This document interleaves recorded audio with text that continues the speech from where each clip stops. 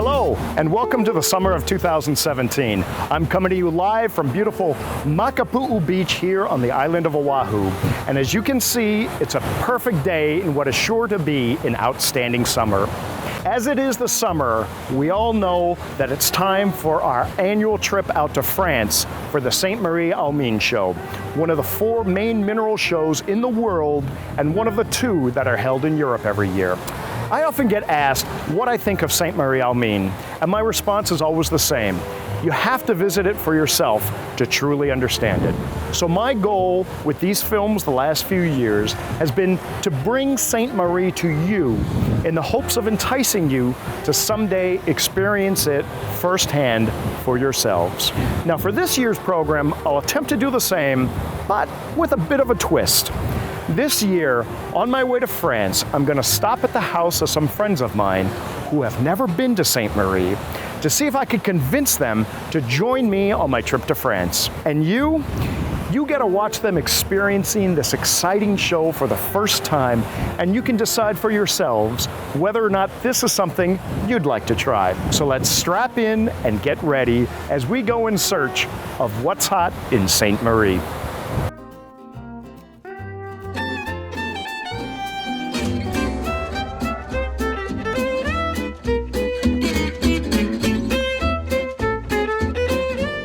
Well, I'm midway across the continental USA, and I've stopped in Dallas, Texas, and here in Dallas, everything is done bigger. So I am now at the door of my friends, and I'm gonna go knock, see if they're home, and see if they wanna join me or join us on our trip to Sainte-Marie. So come on, let's go see if they're around.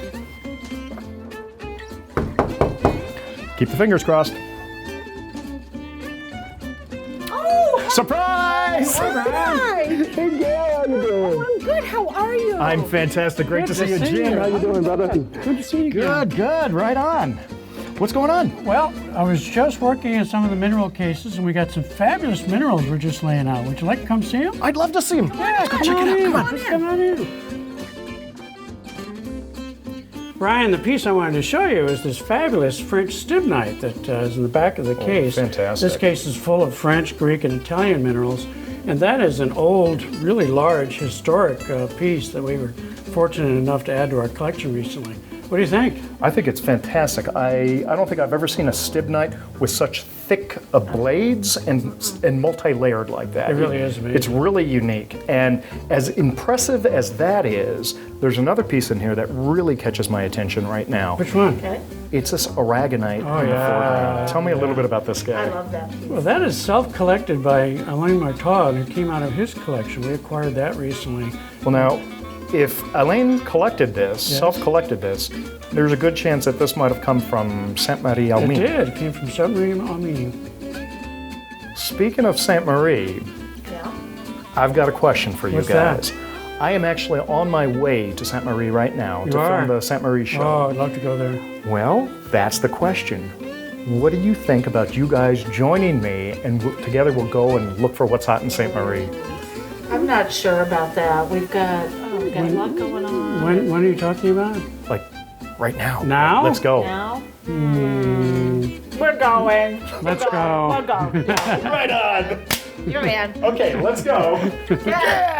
And with that, we're off to France. And as many people know, there are a bunch of different cities you can fly into on your way to Sainte-Marie, but my personal favorite is Paris.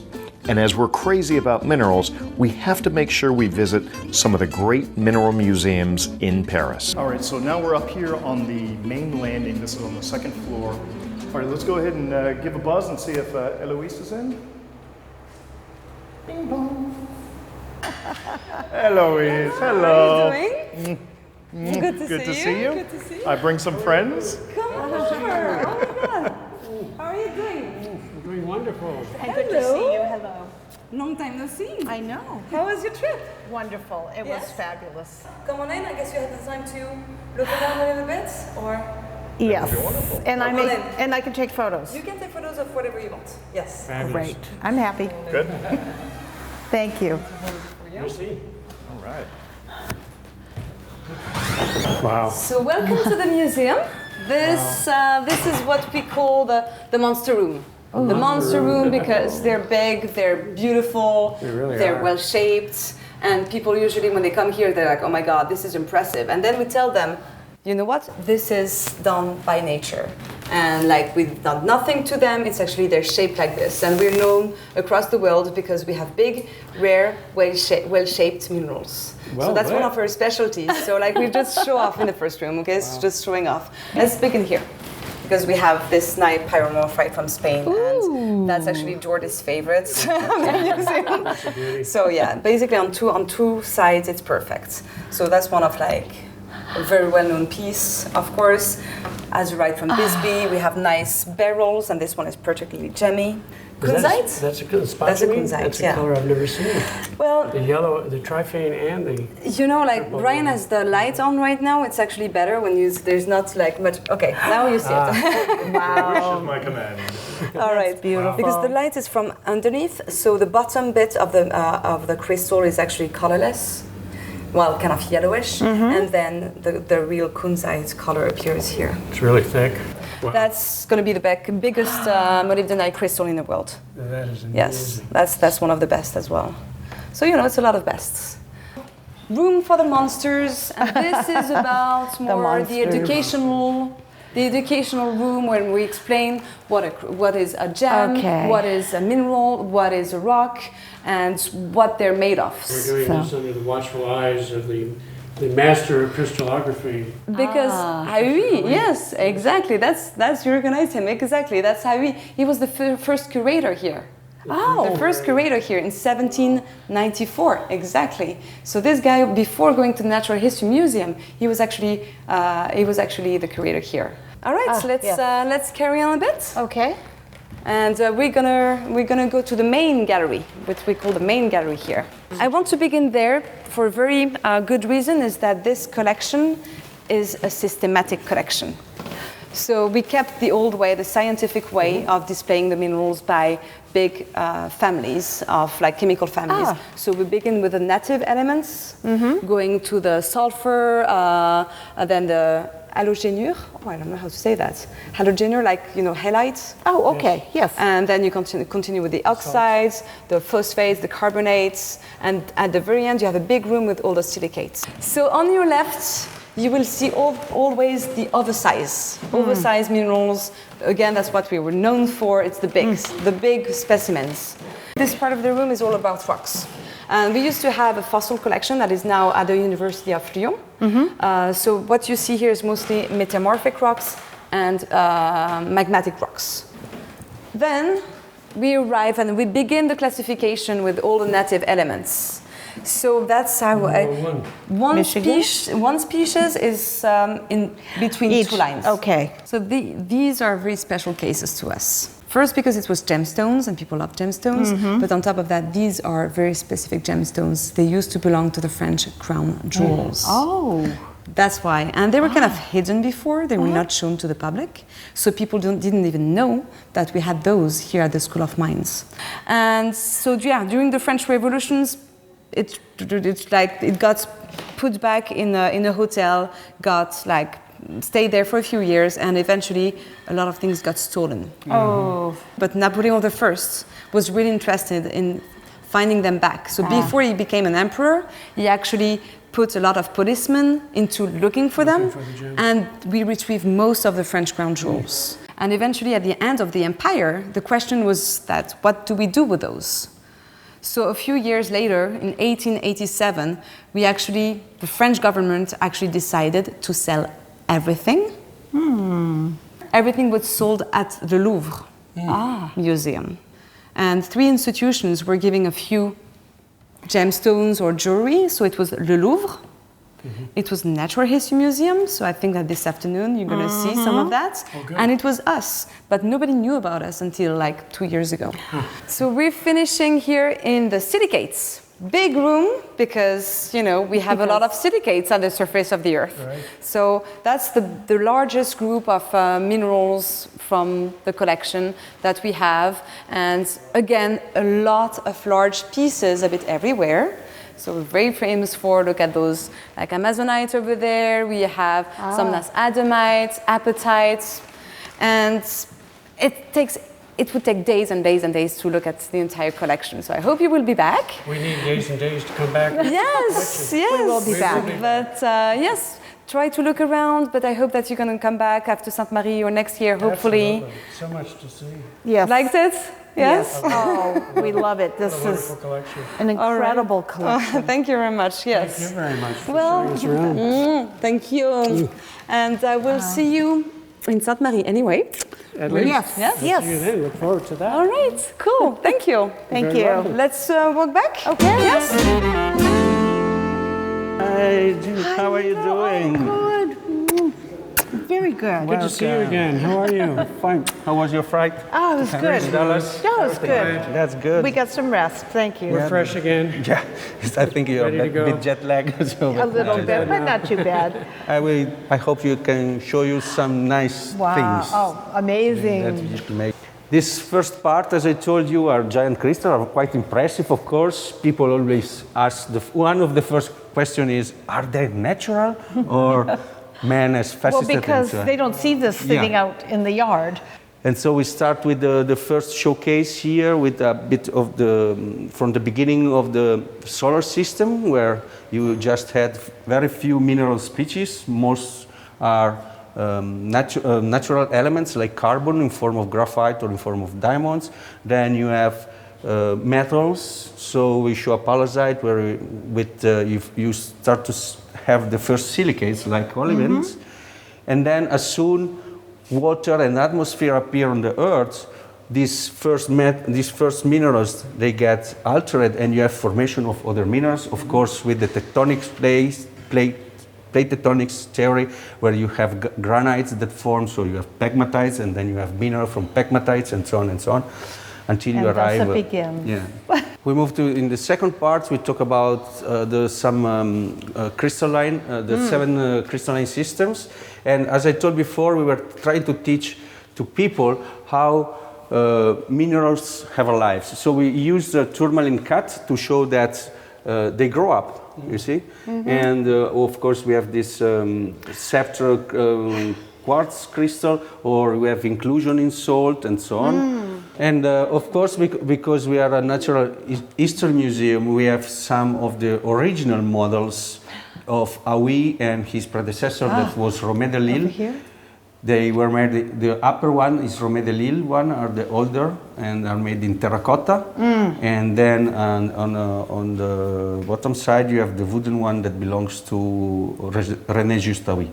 So are the two founders of modern crystallography. So The the next colors, one. yeah, That's the what I was hoping. colors is something that old people likes. So we try to explain what is the origin of colors for different minerals, why same minerals can have different color.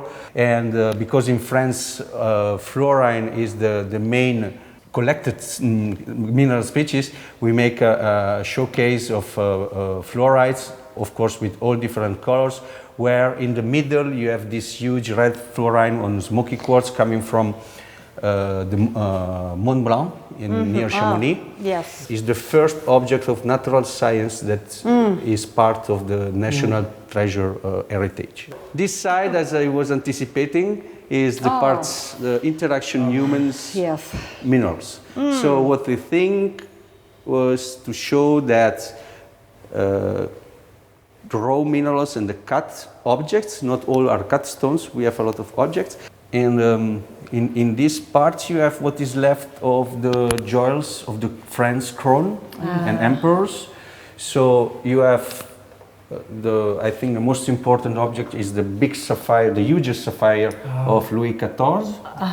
Yeah, that is a quite important stone, is more than 130 carats. And the reason why it was not stolen in 1793 actually was because he was cut in this shape and was not fashioned at the time. And the same night when they stole all the jewels of the crown, they stole also what was the blue diamonds of Louis XIV, that actually now is the Hope diamond that is in the Smithsonian Institution. And then you have some pearls and some diamonds that are supposed to belong to Marie Antoinette, the queen that was decapitated. So here you have the one showcase with precious metals, because of course precious metals are part of the humanity. And we have a really nice sample. We have some of the hugest nuggets, platinum nuggets coming from Russia. Fist size. One huge nuggets from Australia, some very famous eagle nest sample, some silver, some very old silver too. This is one of our killer that I love this sample. And it's from Mexico, from Guanajuato. It's some amazing. calcite. Here we just put some sample donated during the last Tucson exhibit. So we try to do our best with what we have. Well, this would entice somebody to want to give something because you acknowledge. Yeah. That's very nice. And here the visit is end.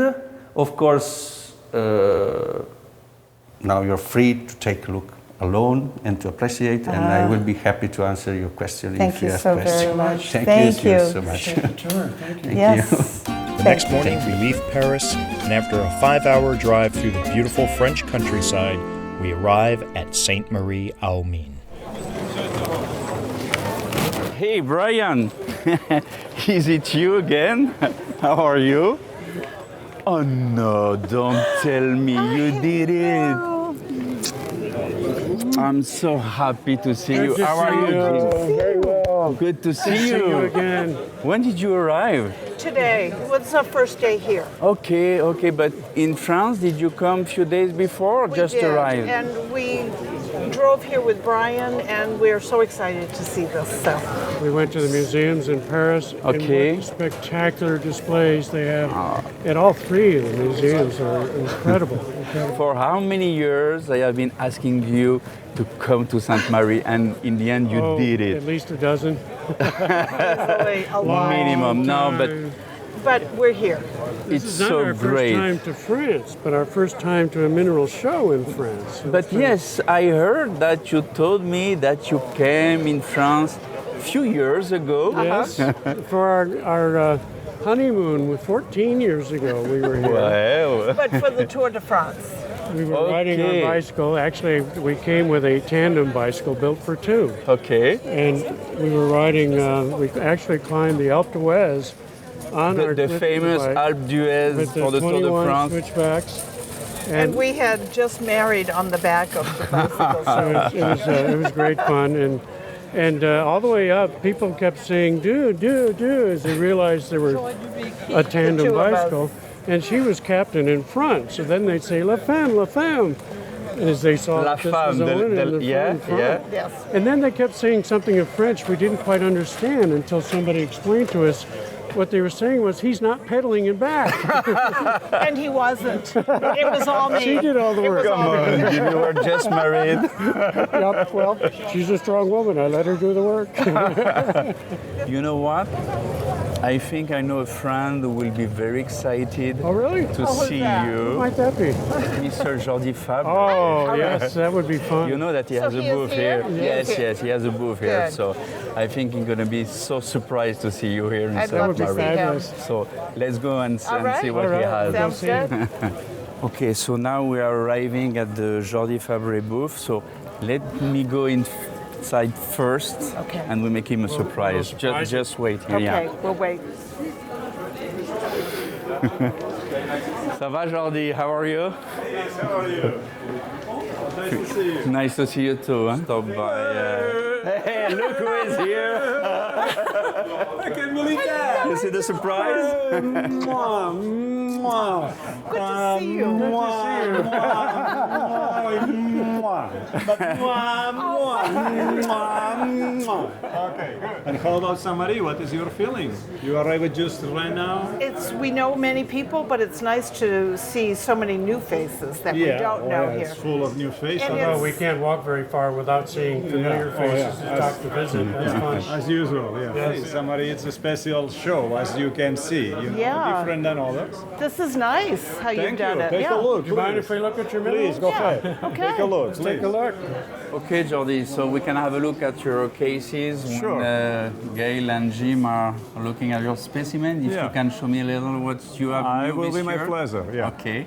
I can show you this, for example. This is a very large specimen of fluorite from a locality which until now, correct, Llamas Quarry, which in Spain. Yeah, in the north of Spain. It's not Burmese, it's a different locality. Yes. And before it never gave pieces so large because the matrix is very soft and the crystals fall down very easily. So this is a new pocket. It's a new piece. Oh yeah. Okay, new geode. This is not steviconite, and many other steviconites around are not steviconite.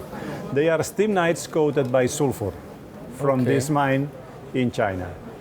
I tested because I was very, very surprised by the color, which, as you can see, it's yellow in some places, black in some other place, and it's not a kind of color of the steviconite. So I make an analysis, and the yellow stuff, it's sulfur crystals, very small, coating the stibnite crystals. This blue stuff is azurite, of course.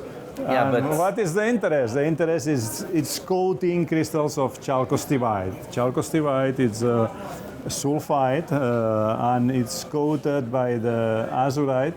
It's a copper sulfide, and here you can see the coating on blue and green malachite.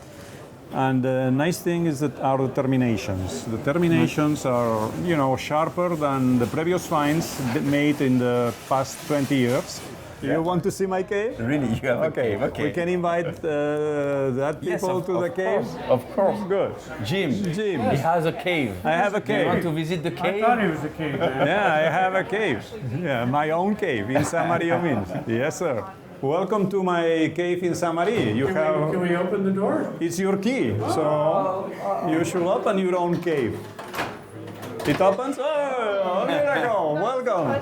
So this is the back room of the cave, actually. Yeah, this is the back room of the key. Yeah. Because the cave is there with you, Mr. Caveman. Yeah. First time that this species comes out in Morocco, it was mined in El Hammam, but not in El Hammam famous fluoride mine. Yes, it was. I wanted to ask you because El Hammam is very well known for the fluorides, but it's also the area El Hammam, and there is different mines. El Hammam is a hill, and on the bottom of that hill it's a big skarn, very complex skarn, with many different species like axinite, like pyroxenes, some pyrite too, some calcite too, and the cronstedtite. Of course, analyze it. And I am very proud for this because it's, something really new, never found before in Morocco, and quality it's not too bad. Yeah, you can see on this one too. Yes. You can really see. Yeah.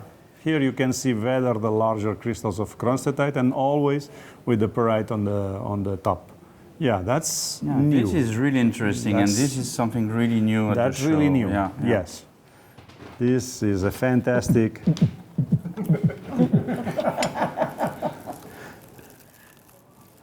Very nice. I like this. Plastic, yeah, and box. Yeah, I like both. This is a very nice barinianite from Pakistan. That's wonderful. And the good thing is that it's complete on the bottom. Oh, doubly terminated? No, not doubly terminated, rehealed.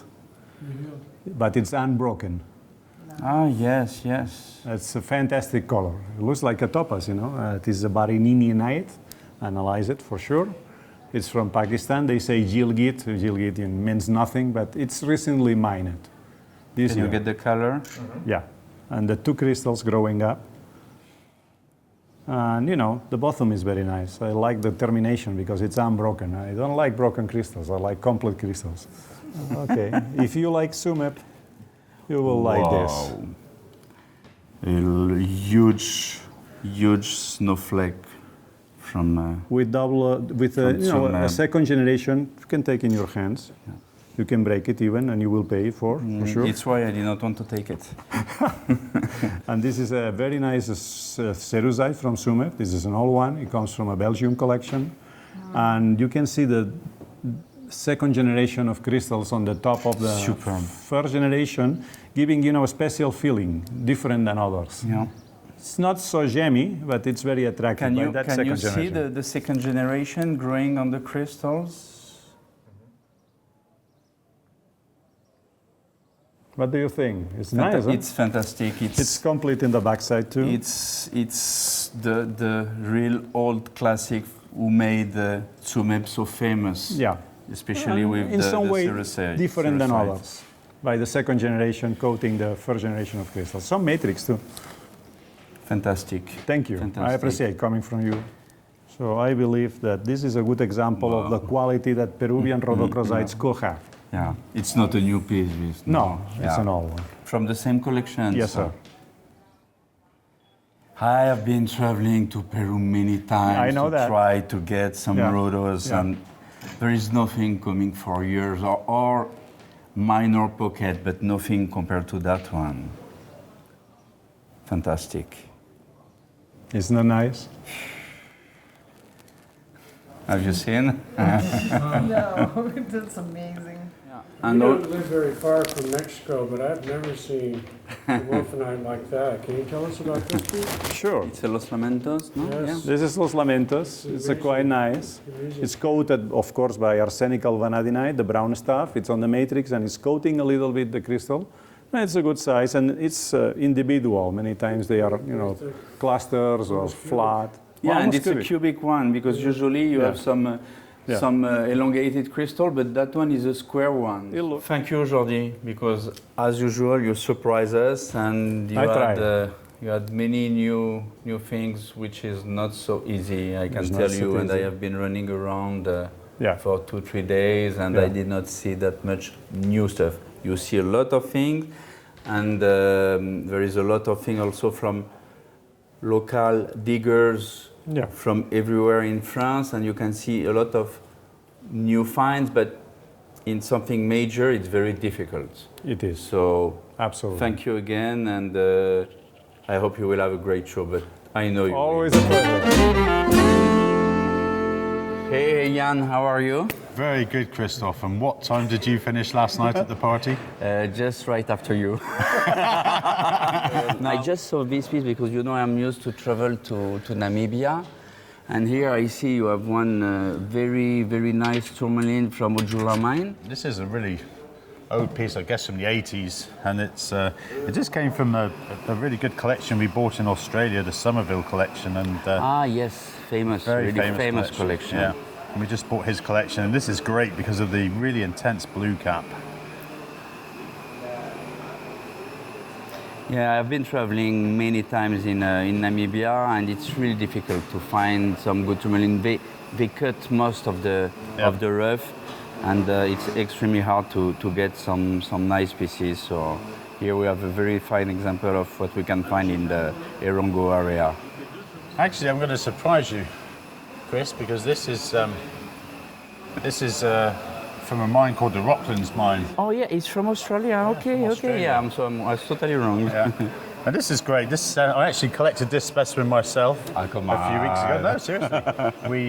We have a concession with the mine now, and over the next few years we're going to see some really, really fine native copper specimens coming from this location. So you mean now in Australia you have a new mining project, and you got this copper from this mine? Yeah, over the next few years. Wait till Tucson. In Tucson we're hoping to have some of the new production from there, and already we're starting to see very fine spinel twins, beautiful spinel twins, very sharp, very well formed. Wow. We're getting beautiful crystal groups, but very reminiscent of the Keweenaw Peninsula. Okay. So you have two mining projects actually, one in Volodars and one in Australia. And some breaking news that we haven't really publicised yet.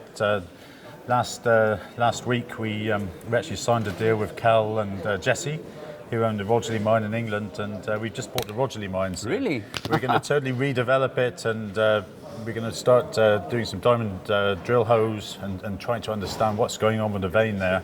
And hopefully over the next few years we'll start seeing some really great English fluorites back on the market. It's a great news because everybody was very sad that about a year ago they decided to close the mine when they started the mining there in 1999 or 2000. So and after that they decided to stop. What is the situation in Volodarsk now? Yeah, Volodarsk is going to produce some startling specimens over the next years. We've now rehabilitated the whole underground workings. During the summer months, we've planned a campaign of surface diggings. So we started a new open pit on the 206 pegmatite, which historically, I think it was closed in 1959. And historically, it produced helidor crystals up to 10 kg. Yeah. And there's one pocket that we found already, which will be we're going to release it in Munich. So stay tuned for what's hot in Munich, because we will have a completely separate stand there with some of the most amazing specimens we've ever seen from Volodarsk. Wow. Of course, you spotted the great French thing. There it is. Absolutely fabulous, absolutely incredible specimen. It's fantastic. Yeah, scepter on matrix. Of course, there is one repair, but it's just a wonderful specimen. With some pyrite. Is it? Yes, siderite here, huh? Yeah. Fantastic. For the locality, it's a major piece. So, Ian, as usual, you told me that you have few pieces in the back room. So I think we're going to go upstairs to our private room and in the cave. So there is two caves actually in Sainte-Marie-aux-Mines after Jordi Fabre cave. Let's go in Ian cave. So come back here.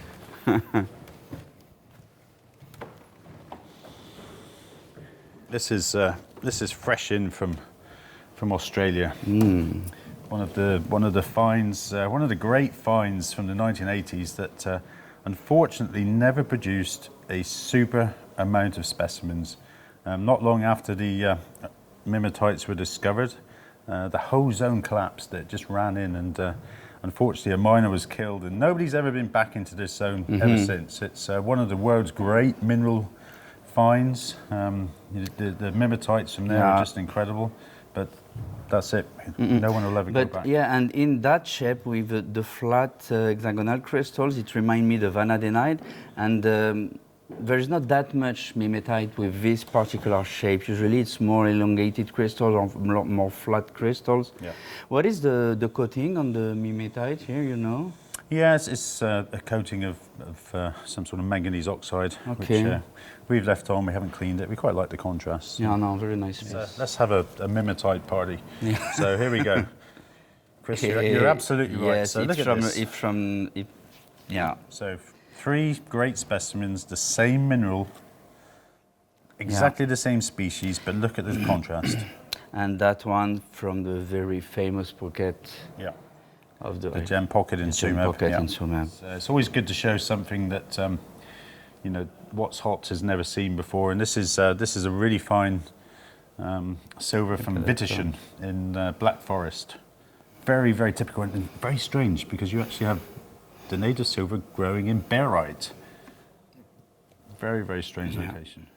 This is a specimen I first sold about 20 years ago, and the collection we bought was one of our good customers, and we're always really happy to get our own rocks back. And is it from South Africa, this one? No, it's from the Mir Pipe in Russia. It's a really beautiful, beautiful gem diamond. From Romania?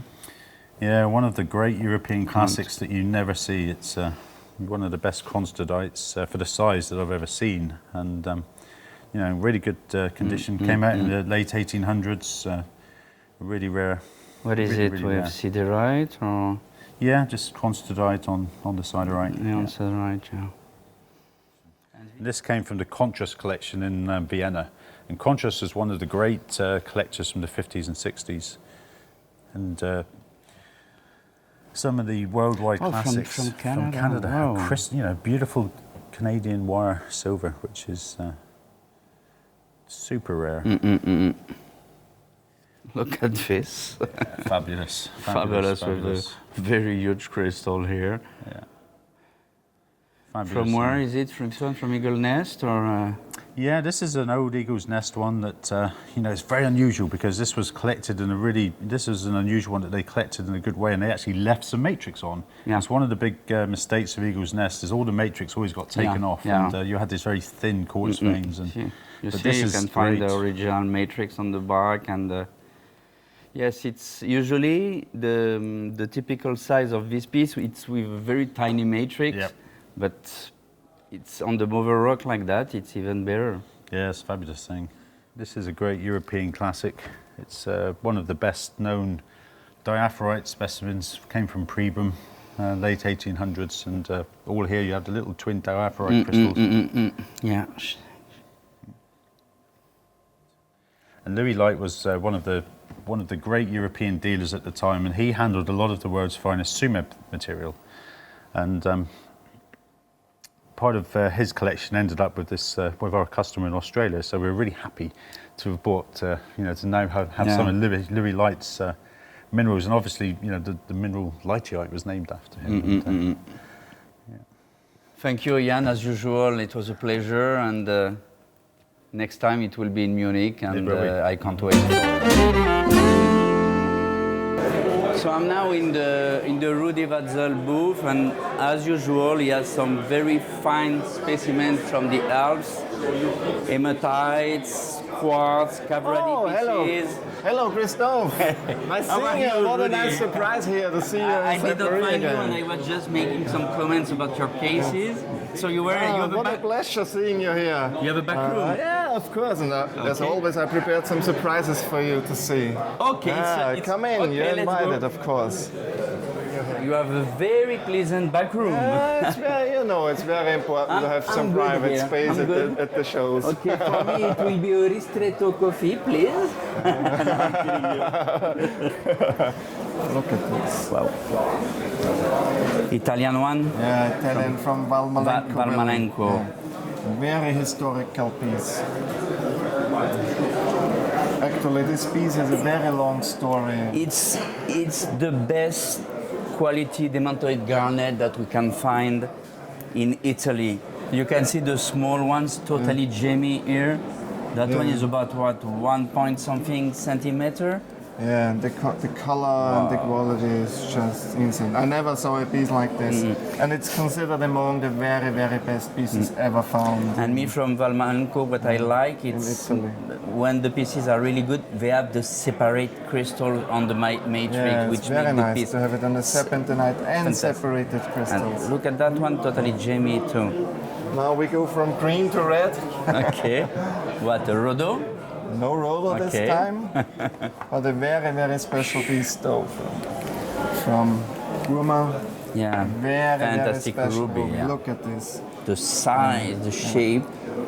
You very rarely see these such nice on matrix. The quality is very good. Can I handle it? Yeah. It's huge. Yeah, it's very huge and perfect on the white matrix. Yeah. Usually, you have them lying on the matrix, and on this piece it's very nice you have the aesthetics. Standing up, yes. That's a big problem usually in ruby, that you almost never have good aesthetics. But this piece is for aesthetics just with a very nice termination. This is it from Coronel Morta, this one? Actually, in the beginning you would think so, but it's different locality. It's coming from the Chinipapo mine, which is they're not mining actually for tourmaline there. It's a stone quarry. What was the name? Chinipapo. Okay. Almost nobody knows about No, this I did not know this locality. It's a small operation for stone only. It's a quarry, and only by chance sometimes they hit a tourmaline pocket, and they got advice that they should put aside the tourmalines if they find very special pieces. And that was the first because time, there is some cutting quality inside. Huh? And that is the first time they hit a really, really good pocket with gem quality. Last year I had a couple pieces of more ruby-light color. One or two was very good, but not that gemmy. So it was a very good surprise. The transparency of the piece is incredible. And it's actually golden color. Yeah. The color is very unique. And the termination is really nice. Yeah, perfect termination. Yes. And it's nice with the matrix. Yeah. You have heard about of the find of chrome tourmaline last year. I have seen a very nice small piece. Yeah, we have seen smaller pieces in Munich already. Okay, open, I can't wait to see. No, that is very, very special. My God, let me handle it. It's worth to take some time to talk about. Are you ready? Are you ready? Are you ready to look? Yes. Look what is coming. Look what is coming. So this piece, it was last year there was a new pocket of chromium tourmaline found in Tanzania. Close to the village of Nandochukic. Yes. And I heard that there was one major piece found, and I think we've got it now. You have seen the size of the piece, of the crystal, and the color is insane. The color, it's so rich in color. Usually we expect this quality on small crystals, and on the big we see the cloudy, not the color and all the problems. But on this piece actually the surprisingly thing was this is perfectly on matrix, and on this we have the best quality of the find. Yeah. And especially in Tanzania, we know that most of the stuff is destroyed to go for cutting. Yeah, the gem buyers in Tanzania are really active, and to save a piece from the cutting, it's almost impossible. And we have seen that with the fantastic demantoid garnet on graphite, that we can find some graphite with some small part of the demantoid. I mean, they break everything. And to save one piece from the cutting, you have been really lucky to get this piece, because it's almost impossible. The lucky thing on this was, it was more like this size, and the tourmaline was mainly covered by calcite. Okay. So you could imagine that might probably become very good, but you could not tell by sure. So it was also a little luck by trimming the piece down and getting out the tourmaline. It was a very, very big surprise. It's an exceptional piece. World-class specimen. It's a masterpiece. Thank you, Rudy. Thank you for sharing with us all these treasures. Thank you for stopping by. It's always a pleasure talking to you. Hope you have a good show. Yes, it was very fine for me. And see you now in Munich. It will be a pleasure seeing you again. Thank you. Thank you. Thank you, Rudy. How are you, Marcus? Christophe? Good to see good. you. How are you? Again for the 2017 Sainte-Marie-aux-Mines show. How was the trips? Did you find some interesting stuff the last weeks, month after Tucson? Yes, as always, I've been active last couple of months and got some interesting things from Europe, actually. Okay. You know, we used to have tanzanites, tourmalines, stuff like that. So I have some pretty interesting things from the Alps. That I want to show you.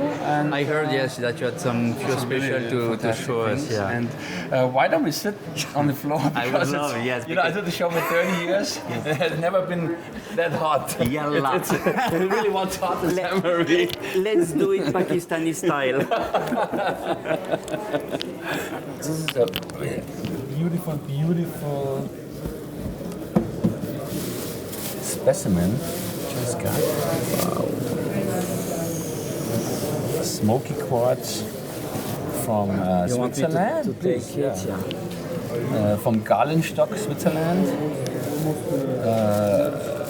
Fantastic quality. The luster piece with adularia here. Do you have a light? Yes.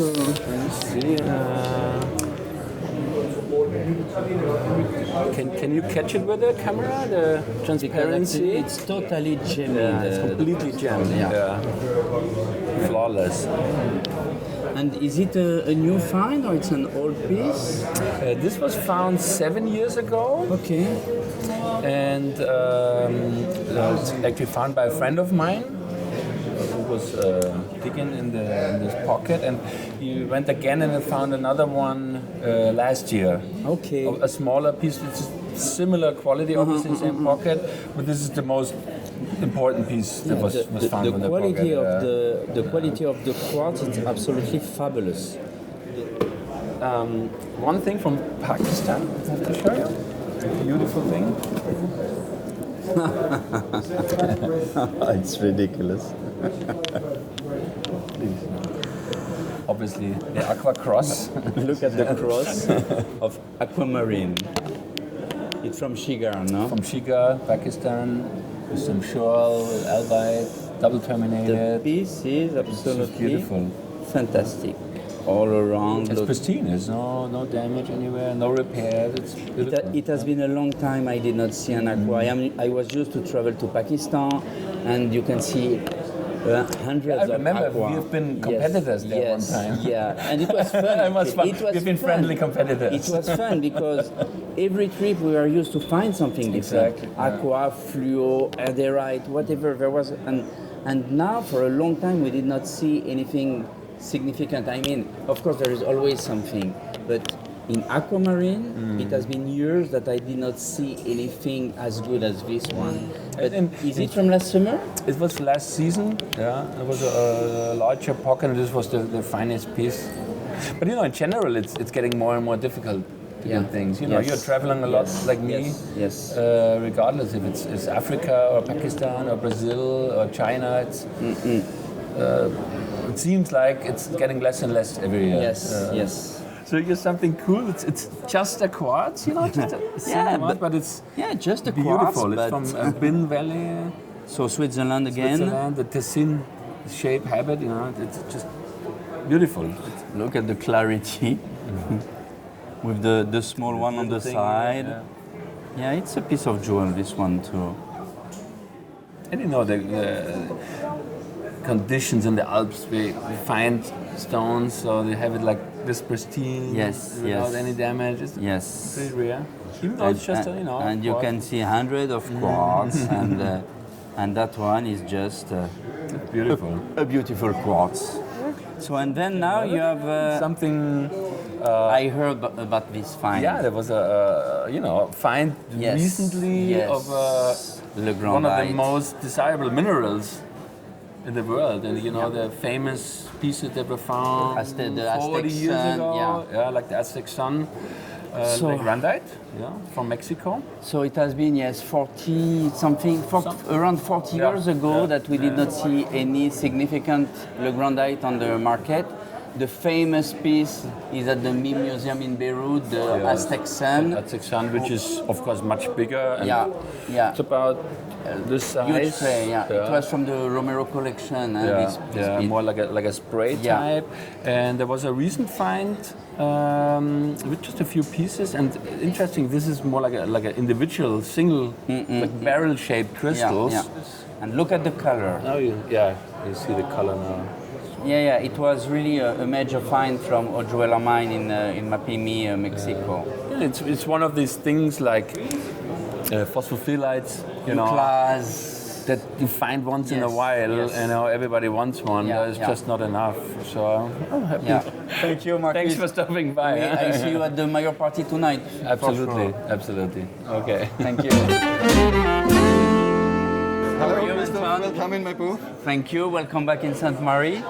You just told me that you had some few candies to show us. Put aside a few special things to show you. So you were able to save it? Okay, thank you. So let's have a look. I got this fantastic diopters from Sainte-Marie, of course. Obviously, it's the best luster, the best color, we all know. Sainte-Marie is so famous for this. And this piece has superb balance, I think, of diopters and calcite matrix. Any diopters in the world can't fight with the Sainte-Marie diopters because this color, these Gemines, I'm sure if you backlight you can see some transparency. I can backlight it a bit.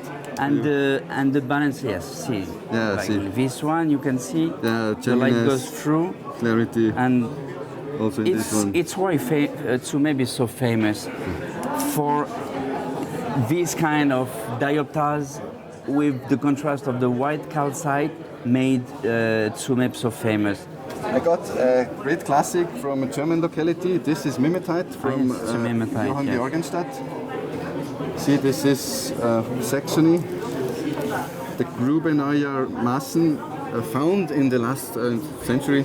Okay, a from very old piece. Century. A very old piece. Show me this. And Jon Georgenstadt, by the way, is the type locality for mimetite. Did you know that? No. Yeah. No. It's very Show me this interesting, yeah. nice label. Yeah, see the old labels coming with the piece. So this has great history. And still, I think these are not only famous for their history, but also for the shape. To get Very this nice yellow miniature, color and yes. this a distinct barrel shape. Yes. Actually, what is interesting is the shape we saw with Ian and over mimetite was more tabular crystal, and the shape of this one is totally different. It's even we saw two pieces, and that one has a third crystal shape. So very interesting. This is special about this locality. Yeah. The locality is called Oberdorf an der Lamming in Styria. Typical mushroom shape. Right. The crystal. Very famous mushroom shape in red to brown color. Yeah, this was the best pocket found, I can tell you. When was this it is a found, big mine. This is a huge mine. When did you say it was found? It was found in 1952. Wow. They're mining there for magnesium. Yeah, they go deep into the mountain, very deep, and they found this on the level 803 of this mine in 1952. I got a fantastic Tsavorite garnet. On matrix. On matrix. graphite matrix, yeah. You can see the graphite. I'll show you the label. It comes from Marilani Hills in Tanzania. Yeah, you see the graphite here. There is small pyrite in between and even some diopside rose here on the side. So it's the second piece on matrix. Usually you don't find on matrix because you go to the cutting that we have seen in two appointments. And to have the piece on matrix, it's really difficult because usually they just break everything for the cutting. Especially this crystal size. This is about 3 centimeters in diameter. Look, here you have some Jimmy parts. Yeah, here you have some Jimmy parts in the smaller crystals. Also the bigger one has some Jimmy parts. Yeah, and to have several crystals on matrix with a big one. Yeah, it's the best I have ever had and I've ever seen. Very difficult. And here you have diopside. Diopside. Yeah, white diopside. White diopside here. So this is a new find, actually. The famous brucite. Yeah, the famous brucite. It's Rob Lavinsky who got a very huge lot of that, but that one is on matrix. I remember he presented this at Thyssen show. Yeah, that one is on matrix. Yeah, this is on matrix and it's a very big rose. And it has the real deep, nice color. I think, yeah. This is the best color of the species I have seen yet. And I got several pieces, but this was the best pocket, I think. Matrix and matrix piece. Yeah. Because most of the pieces were just single crystal. Because the matrix is magnesium and is quite soft. You know, it's very soft, and usually they come off in the mining process. It's from Austria. This is from the Austrian Alps. With this color? Yeah, you would never expect this color from Austrian Alps, but this I think is the best color I've ever seen from any alpine deposit. Deep, rich color. Yeah, it's amazing. There's geminess inside. It's clarity. Yeah, look at the tips here. You see the typical fensters of this quartz. This comes from Mörchnerkar area in Ziller Valley, Tyrol, Austria. I have been, you can believe me, I have been collecting this site many years and many times, but I never found one remarkable amethyst. So to find something like this... from Austria? No, I was not expecting a piece in that color, in that quality. Yeah. As usual, you did great. Yeah, thank you. Thank you very much, I'm happy you like my minerals, yeah? Yes.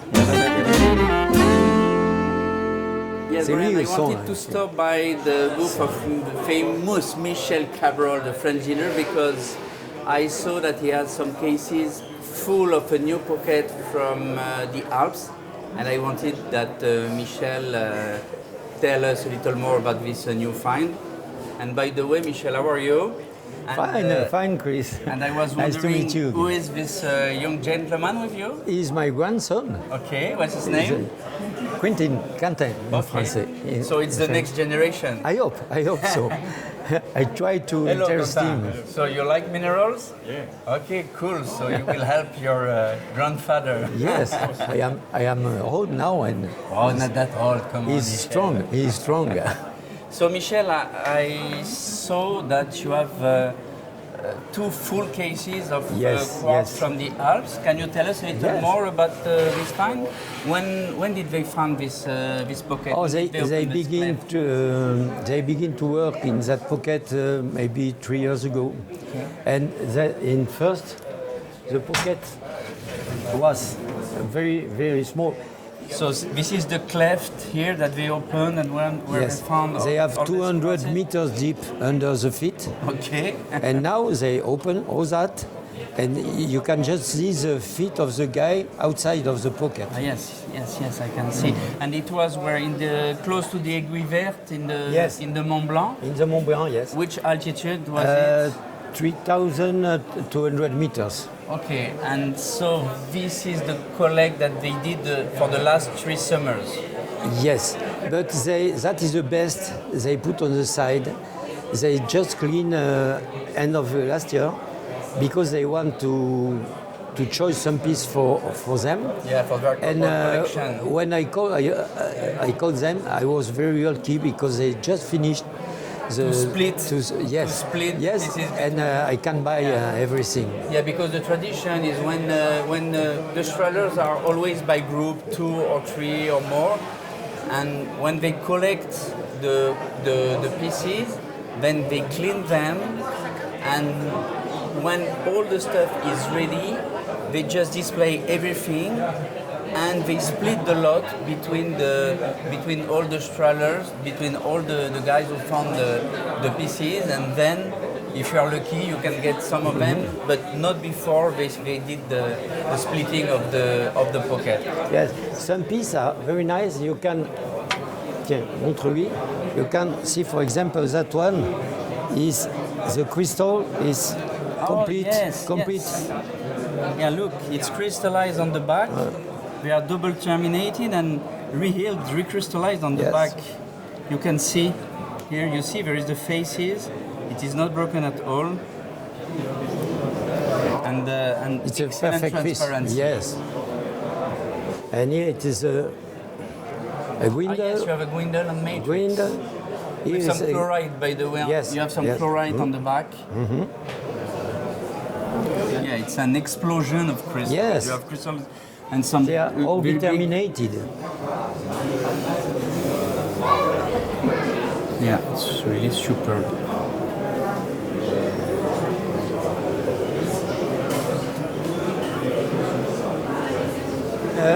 Soon you can see a movie about that discovery in the pocket.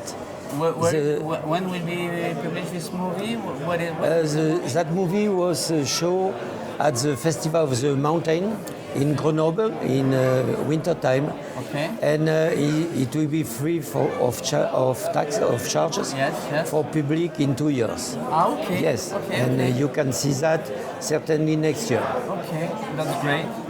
As usual, Thank you, you have Chris. some very interesting pieces, and I was happy to show this new find from last I am summer. always there for you. Yes, and the next generation is here. Yes.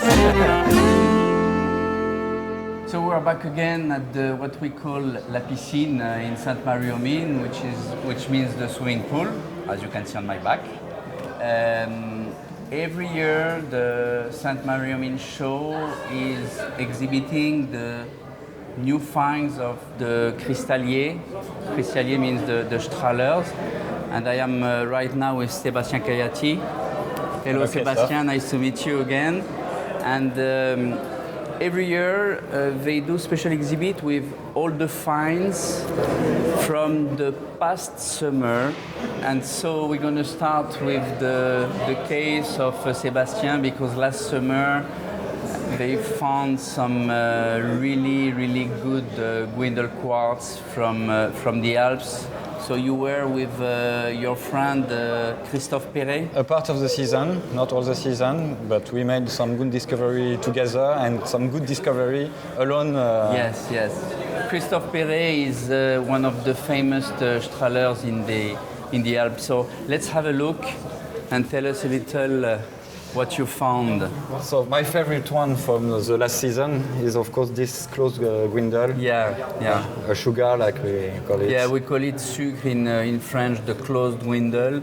And that one has a clarity which is exceptional for the quartz from the Alps. Another thing exceptional is that it is completely crystallized. Oh yes, it's finished at the base. Okay, it's rehealed, recrystallized at the bottom yes. too. Yes, it's really I pick fantastic. up this piece on the mud. Yeah. In the middle of the mud, in many crystals destroyed, and this little thing was perfect. And then you just clean with the finger and you check, yes. and then and I scream. Second piece really caught my eye. It's this double gwindle, because to find one gwindle you are lucky. And to find one gwindle with that quality, you are even more lucky. But to find two together on the same piece, it's just almost impossible. This is the best discovery of Christophe last season. Okay. And you were together with him? This day I was not, but it's in an area we know very well. Yeah, yeah. And it's the south face of Les Droites. Okay, so that one is from Christophe Perret. Yes. And then there is a second one with a very good twist of elongated gwindle. So you found really a lot of gwindle. It's quite unusual not to find so many gwindle. What happened? I wish I know why the last summer was so rich in terms of gwindle, but I don't know. It's some hazard, chance. Yes. Here you have the case from Grégoire de Bodina that you met last year, and there is one special piece that I want you to focus on. It's this siderite on quartz that he found in 2017, this year. He calls it the X because of the shape, and you have all the top of the crystal sparkled with very white, transparent, sparkling quartz. It's from Saint-Pierre-de-Mézage. It's really something unique. And here we have the case of Sylvain Desfarges, that same you did an interview last year, and we have the finds that he did in the last month, and I wanted to show you this piece with quartz on both sides, and it's from a very, very famous place that they call Le Trou des Chasseurs, the hunter hole, and you can check the quality of the quartz. So Bryan, I wanted also to show you this case from two Strahlers, Bouyan and Dan. They are not here now, but Sébastien knows very well this cleft and this find. And it's exceptional to find this kind of fluorites on quartz, this purple fluorite on quartz from the Alps. The exact locality is Aiguille Verte, same in the Mont Blanc Massif. And this find, and especially this piece, is incredible for the French Alps. Okay, so thank you, Sébastien, for the help. You're welcome. And I wish you really good luck for the next season. Thank you. Thank you again. Bye-bye. So, Bryan, I wanted to stop to this booth because there are young Strahlers, young cristalliers, who are working in the Lagardette mine, which is a very famous mine. So first, I'm going to present you the people. I have Maximin. Hi. Ophélie. Nice to see you. And Romain. The Brun family is an old tradition of Strahlers, cristalliers, from 3 generations now. The grandfather, the father, and now the sons are going to dig in the very, very famous locality of Lagardette. Lagardette is an old mine, was being exploited in the 18th century for its quartz. They were used to sell the quartz to the cutters, and also they were collecting for specimens. You can do a panorama of the cases, and you will see what is the quartz at its best. I mean, Lagardette is worldwide famous for its quartz, and let's see, for instance, that one, il n'est pas collé? No. Look at the quality of the quartz. And this is the typical termination of the Lagardette. I don't know if you can catch it, but it's clear quartz, but there is a very, very light smoky inside, which is really the signature of the Lagardette. You see, when you put a black background, you can see the very light smoky coming, and this is really the signature of the Lagardette. And of course, in the United States, you have the quartz from Arkansas, who made some fantastic pieces in size, in quality, cluster, unbelievable. But in the Lagardette, you have this little more life that makes the place so famous. And Ophélie, you told me that you have one special piece in a box. Yes. If we can see it. I'll show you. Okay, thank you. Look at that, Bryan. Maybe with the white background. It's a complete floater, crystallized also on the back, and even that one is not broken. Actually, you told me it was sitting, il était posé sur celui-là, comme ça. It was sitting on this quartz in the mud, in the pocket. But look at the explosion of crystals. C'est quelle année? 2016. This one, they found it, they told me, from digging on the surface. C'était à la surface.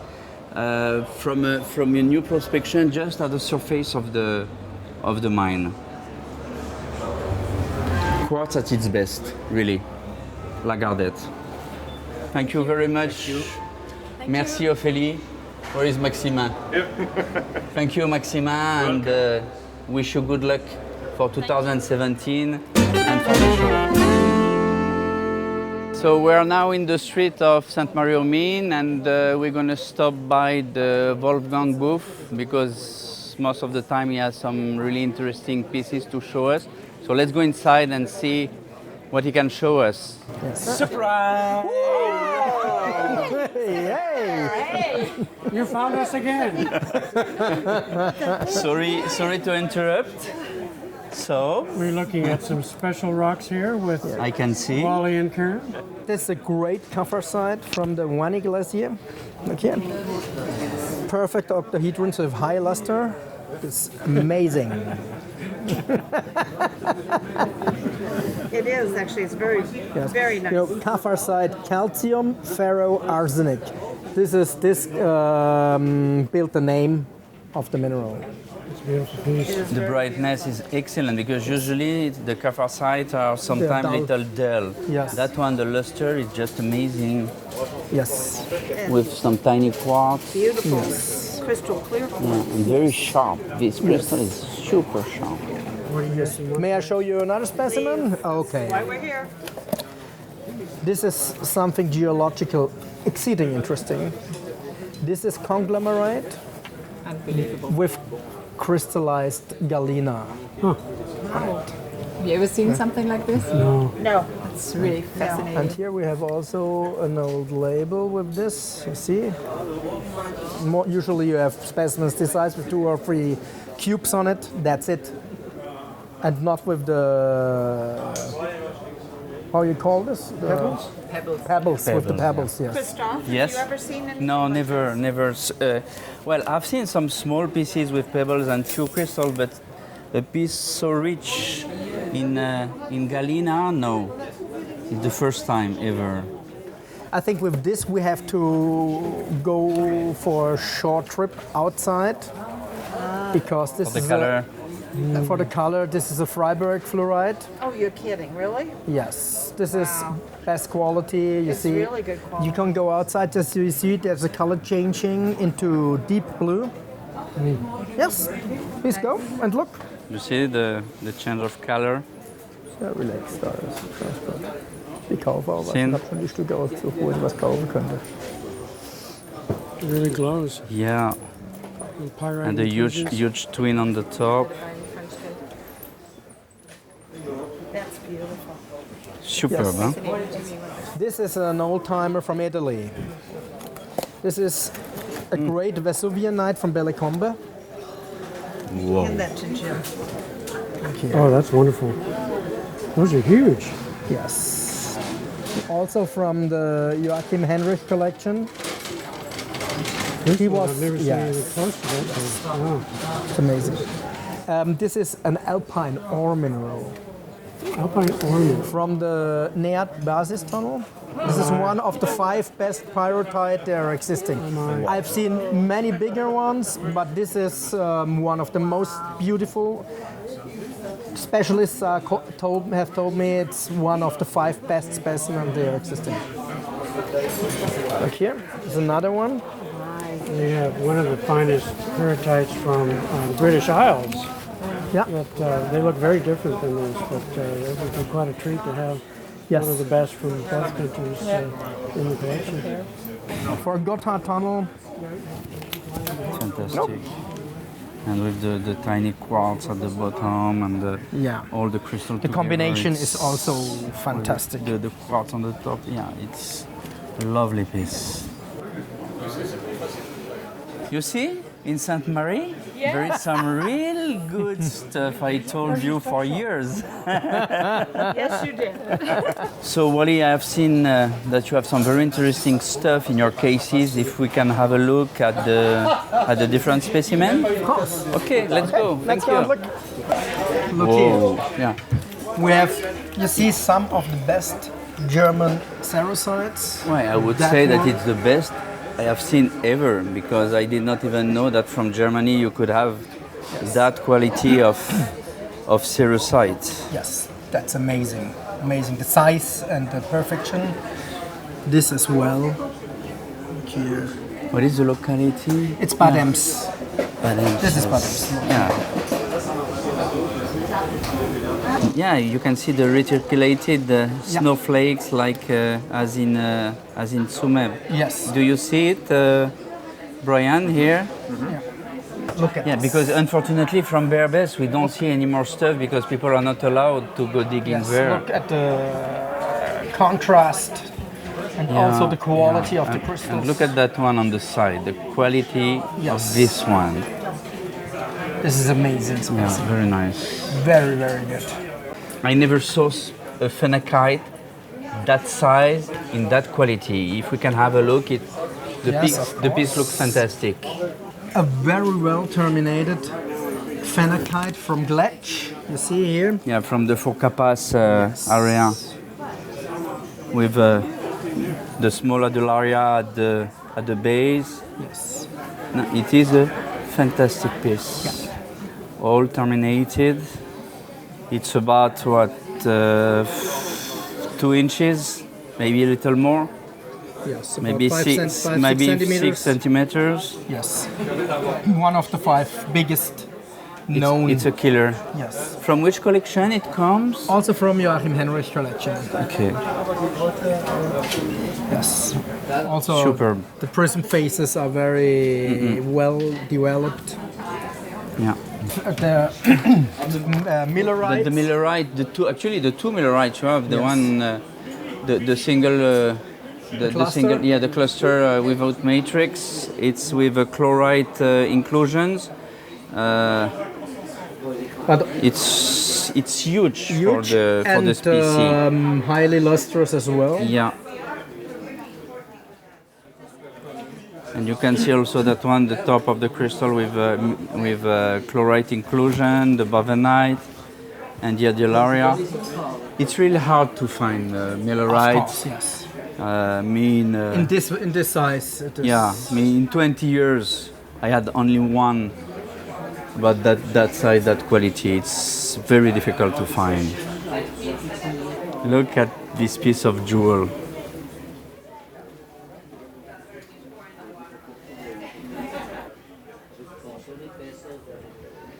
Oh, super.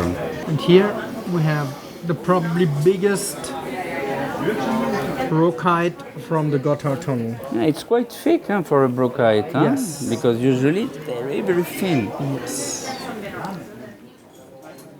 Yeah. This is amazing specimen for Switzerland.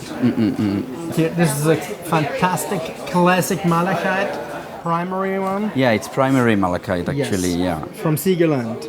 This is, except Rhodos from Siegerland, one of the most sought after species from the Siegerland area. It's a very good one. Yeah. You see the well-terminated crystals. Yeah. And you can make a close-up inside the geode here with the very thin acicular crystals. This is a galena from the Freudenberg mine in Siegerland, the tabular one. Look at that. It is fantastic.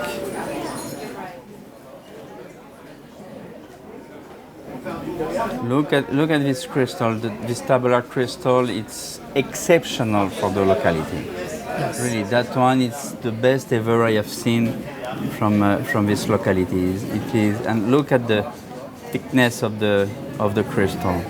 So Wally, thank you very much. I thank you as well, Christophe. As usual, you have some really interesting stuff, and I am always happy to come and visit you. So see you in Munich. Thank you. Thank you. Thank you, Wally. So Bryan, now I'm on the steps of the theater with Mike Ramsey. How are you, Mike? I'm good. Good to see you. Good to see you again. Yeah. Everybody knows Mike. He is the senior curator at the Natural History Museum, known as the British Museum in London. Mike has a new position since 2016 now as senior curator. Yeah. So what can you tell us about the museum and your position, your curation duties? Yeah, sure. Well, so earlier on this year, the museum decided it just wanted to upgrade Alan. Yeah. You mean Alan Hart? No, seriously. Hello, Alan. No. So Alan moved on and to a different role, and so I inherited some of the role that he was doing, but I also got a new position, and I now line manage a number of our curators. So I look after our meteorites curator and another minerals curator and some project staff. So I've got a much bigger role than I used to have before. Yeah, because you have been in the museum for years now, no? Yeah, I mean, I've been there 15 years. Wow, so after Oxford University, you reached the museum. Yeah, it was pretty good. I left straight away from university, thought about doing a PhD, but then this fantastic opportunity came up to be the mineral curator, and minerals are my thing, and it's like, wow, I'm not going to turn that down. And so, I was there for 13, 14 years with Alan working on everything, and now it's me heading that up. So it's great. That's great, yeah. And as every year, of course, you brought to the Sainte-Marie-aux-Mines show for the special exhibit some of your pieces from the museum. This year, the theme of the special exhibit is mineralogy of the volcanism. Yep. So what did you bring? Did you bring any special pieces? We brought a couple of really interesting historic pieces. We always want to try and contribute to the international shows where we can. And so this is our closest one, so it's brilliant to bring something kind of fun. So I brought some specimens that actually came from Scott of the Antarctic's expedition. Little crystals from Mount Erebus that were collected by his expedition out there and way back. And of course it's a sad expedition because they never came back. So really historic pieces. So year after year you come to Sainte-Marie-aux-Mines, you bring some stuff, same as some international museum like in Paris or even some US museum. I think it's last year Raquel Alonso Perez brought some stuff from the Harvard Museum. And it's people like you who really help to promote the show and to make it a real international show and to bring some people from overseas to come and visit the show. So no problem. I mean, for us it's about promoting mineralogy across the world. So Mike, again, I wanted to thank you because you really helped the show, and it's always a pleasure to meet you. No problem, not at all. Thank you very much, Mike. All the best, cheers. See you in Munich. Yeah, will do. See you soon. Okay, bye-bye. Bye. Bonjour Alain, comment ça va? Christophe, ça va bien, ça va bien. Happy to see you again in Sainte-Marie-aux-Mines for the 2017 show. I wanted to make an interview because I saw that you have a lot of new stuff this year, and especially from France, from Puy-de-Dôme. Yeah. Very nice amethyst, very nice barite. And fluorites, and I know that they come from the famous Zarfas collection, was being sold a few weeks ago. There is a special issue from Le Règne Minéral with a very long article about this collector.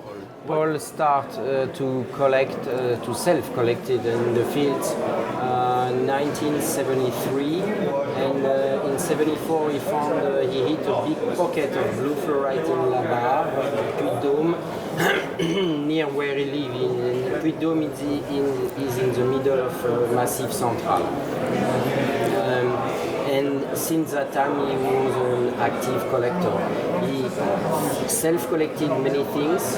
He made some trips to Brazil, Namibia, and bought some specimens. And he made some trade. He bought some specimens. So the collection is quite various. So you told me that you have some special pieces were not on display from the collection. Yes. I think you have a big box here already. I'm going to help you. Wow.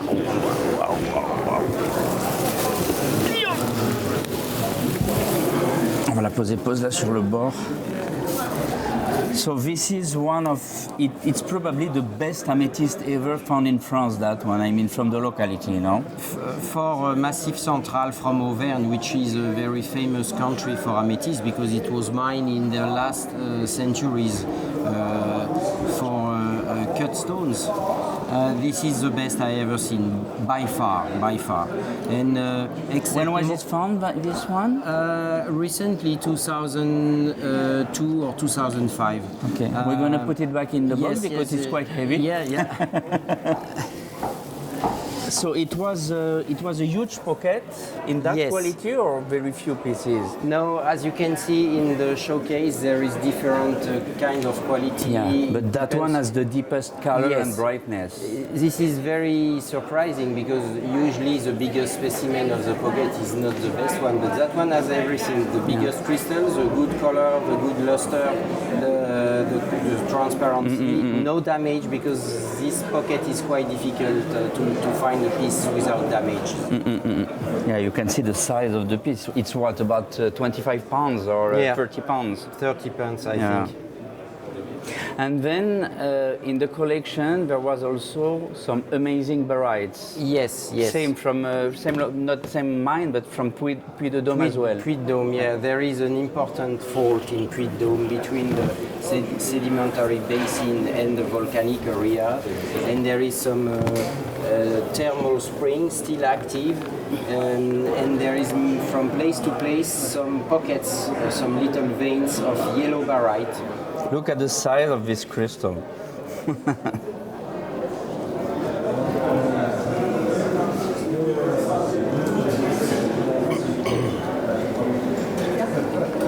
Yeah, this one makes like a stalactite, huh? Yes.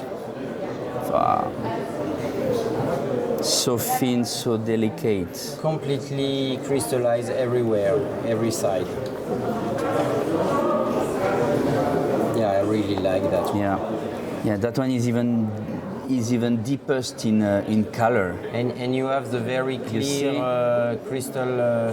Yeah, but even that one you can see through. I don't know if you can make a close-up of this corner, but you can see through the crystal. This is Châtel-Guyon area, but there is at least 4 or 5 different localities. Yeah, look at the label. And this is another place, another vein, which is... Yeah, it's not exactly the same color. Yeah. This is called Source du Tambour, that means drum spring. And this spring is still active. But what do you mean? That this piece was found recently? Yes, and in the pocket, the liquid, the hot liquid, which you meet, is still deposits some baryte. You see the color is really fine. Yes, it's golden. Very, very deep golden color. But less than 10 specimens known. So in the magazine there is one piece especially who caught my eye. It's this piece of quartz, and I will explain you why it is very special. Alain has the piece. So here is an exceptional piece of quartz with epidot coating, but the most important is the autoclase that you have here with a twin. Of course, you can see it here, but it's not just a twin, it's a very special twin, and I will let Alain explain it because he is a scientist. This is a Manbach twin that you can see here, which is extremely rare compared to the Carlsbad twin. And that one is very, very sharp, very freestanding. Yeah, it looks like the wood models of crystallography. Exactly, exactly. And it comes from the French Pyrenees side. So from Pyrénées-Orientales. Pyrénées-Orientales department, from the Coustouge, Saint-Laurent-de-Cerdan area. I know very well the place, and this is the finest I ever seen for them.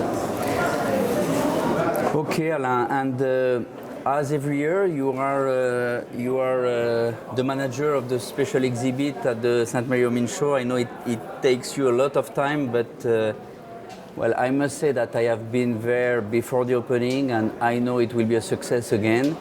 So let's go now at the special exhibit, and you will have the interview with Bryan. Thank you again, and wish you a great show again this year. Thank you very much. Thank you, Bryan.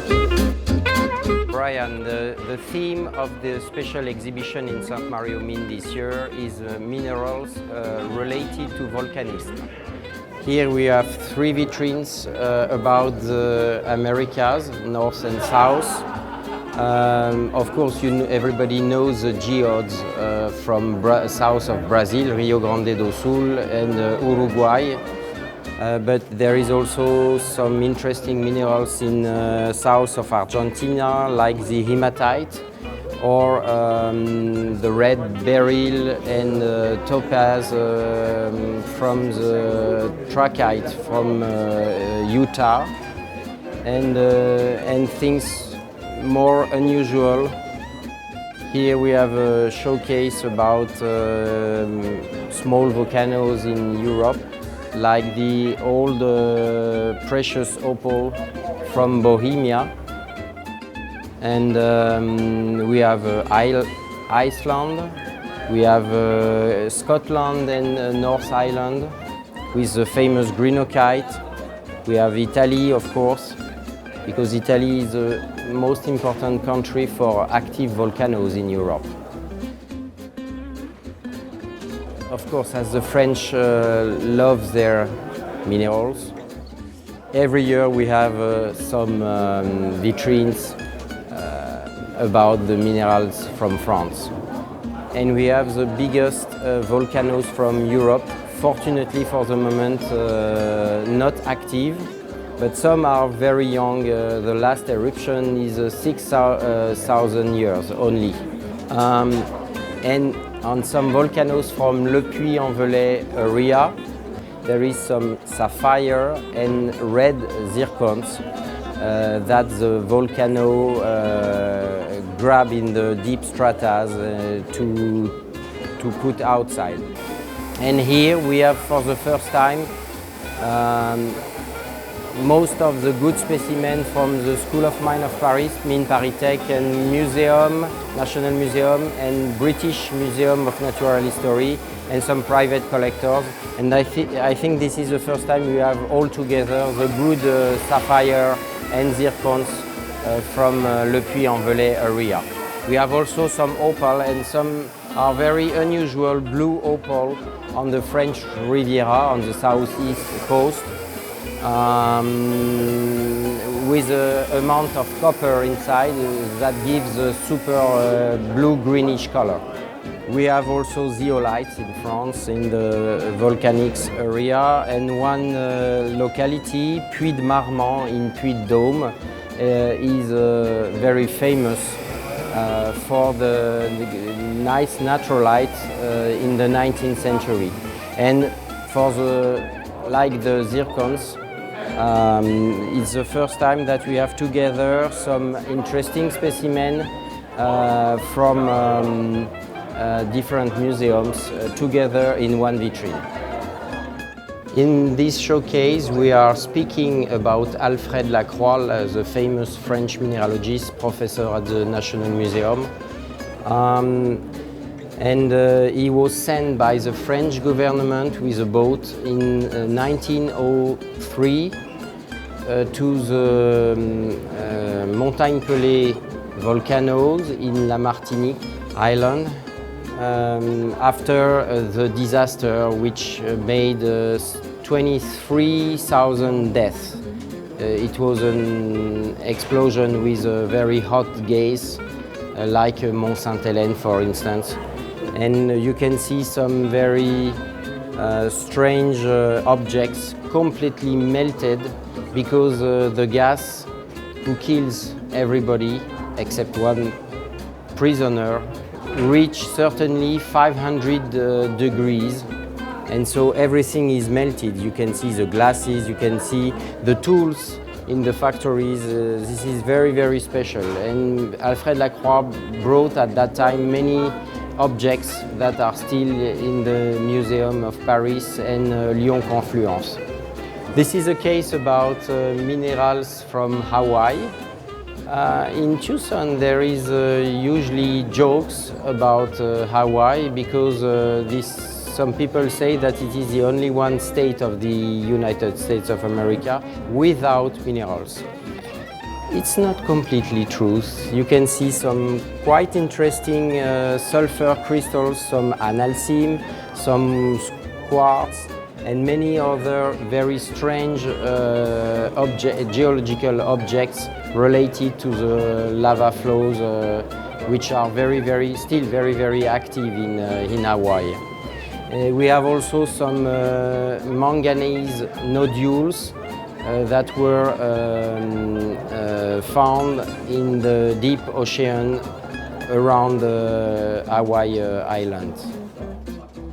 We call that showcase exotic volcanoes, and we are making a kind of trip all around the world. We have some analcime from La Réunion, some lomontite from the Fiji Island, some Hawai'i from Tahiti, some obsidian tools from Easter Island. Our friend Eric De Carlo, French origin and living in Hawaii, brought us a black smoker piece that was found last April with the Alpine diving machine at the depth of 4,000 meters. And these are very rare objects. You know that they are not nice. This is a micro sulfides mixed, but this is maybe the future for the ore source for the world. Minerals of volcanoes are also important for the history of mineralogy, and people like Hawai'i or Descloiseaux study some minerals, and here we have some objects that are still in the drawers of the National Museum of Paris after 200 years.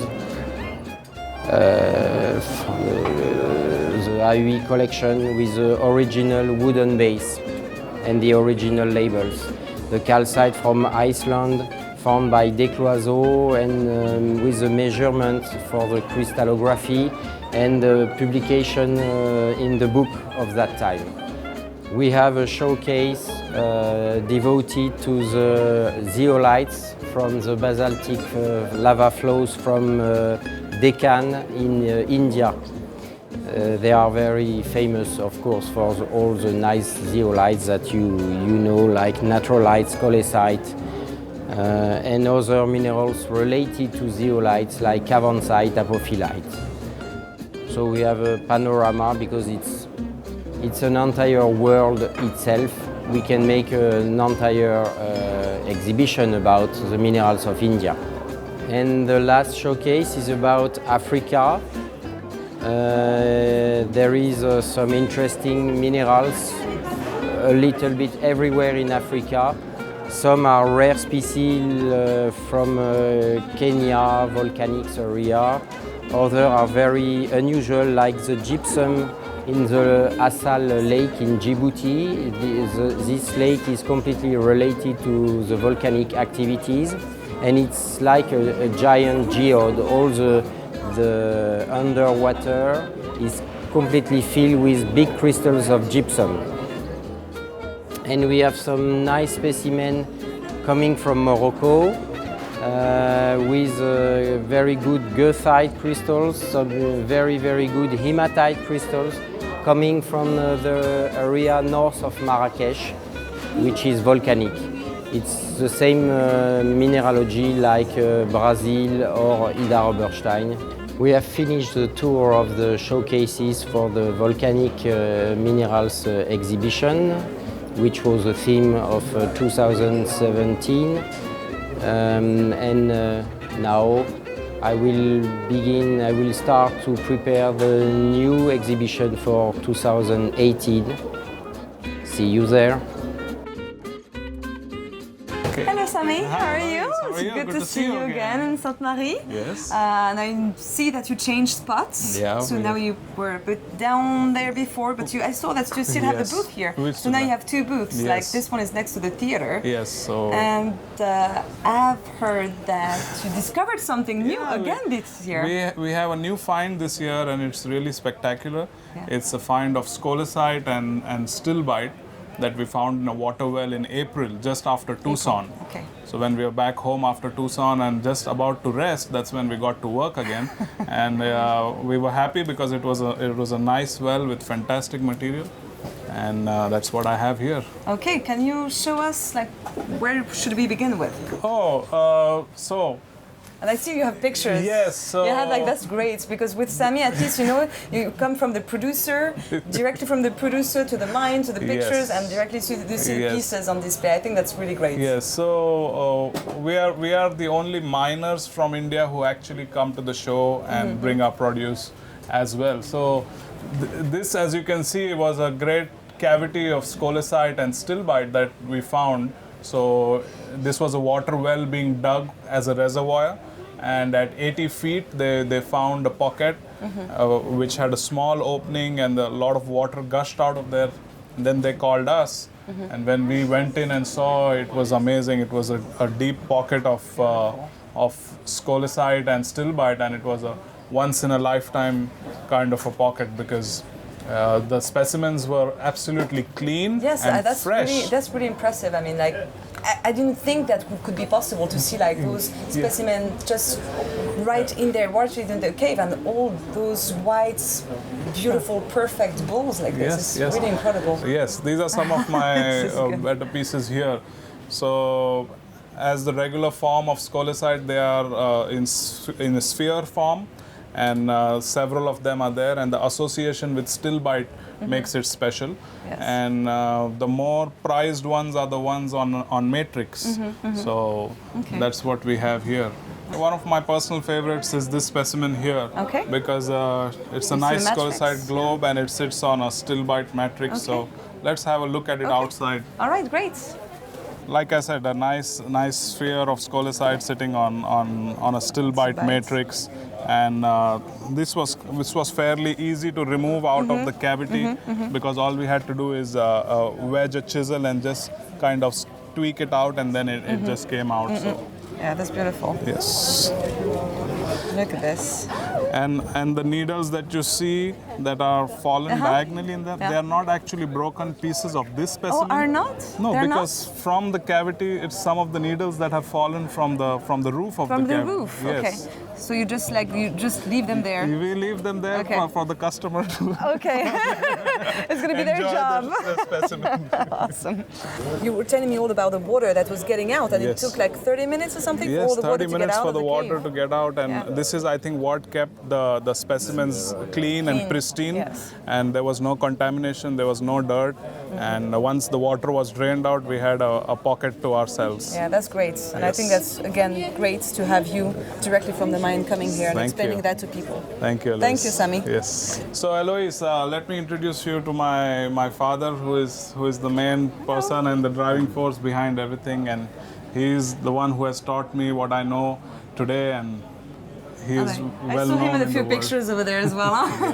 Yes. Nice to meet you and congratulations Thank on all you. the job you've been doing. Thank It's you, really thank good, you. really good. So he was overseeing the whole project, and he advised me on what kind of specimens to take out and what strategy we are doing to get the best specimens out of the cavity with his great experience So that he has. so that's you that actually like knows how to get those crazy, very And we are fragile happy stuff. that we are able to preserve all these things for the posterity, and these are once in a lifetime or once in a decade we come across such things.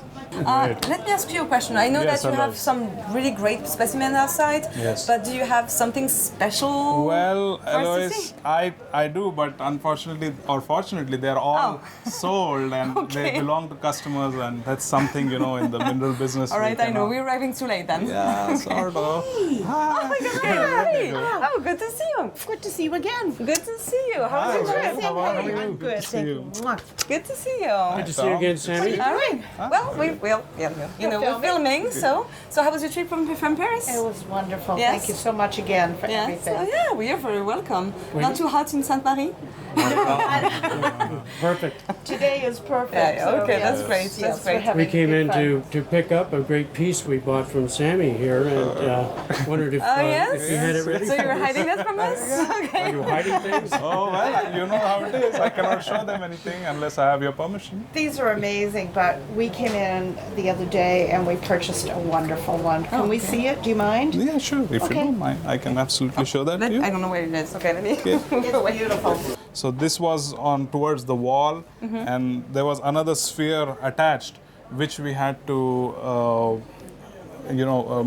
make away with. Like we had to destroy that to get this out because there was no other way to save this specimen because Okay. they were interconnected. Yes. So this is There's a contact point on one side, but Yes. the way this is Oh my set God. up, you can I'm so worried. I know. get the still bite from the front. You don't even see it. It's And we can touch it because we own it now. Oh, well, I'm not doing anything to it. That's beautiful. It's going to go on display like this. It thrills me as much now as it did when we bought it. Wow. So it's beautiful. And you have, and again, you have like the steel bite as well. yes. It's on a still Like, bite. I'm sorry, I'm curious. I'm looking at the back. Oh, that's pretty cool. It's like look at the work. I mean, to get that out of the wall, it's just, Yes. see, look at this. It is. It's beautiful. very, very skilled Yes, harvesters. yes, of these guys are really pieces. skilled. Yes. So what do you think? Okay. I'm like, this is crazy. I just don't know how it's gonna travel. That's so Well, that's that's why we're scary to having me. him bring it to Denver. Well, good job. That's really. Trying to carry that.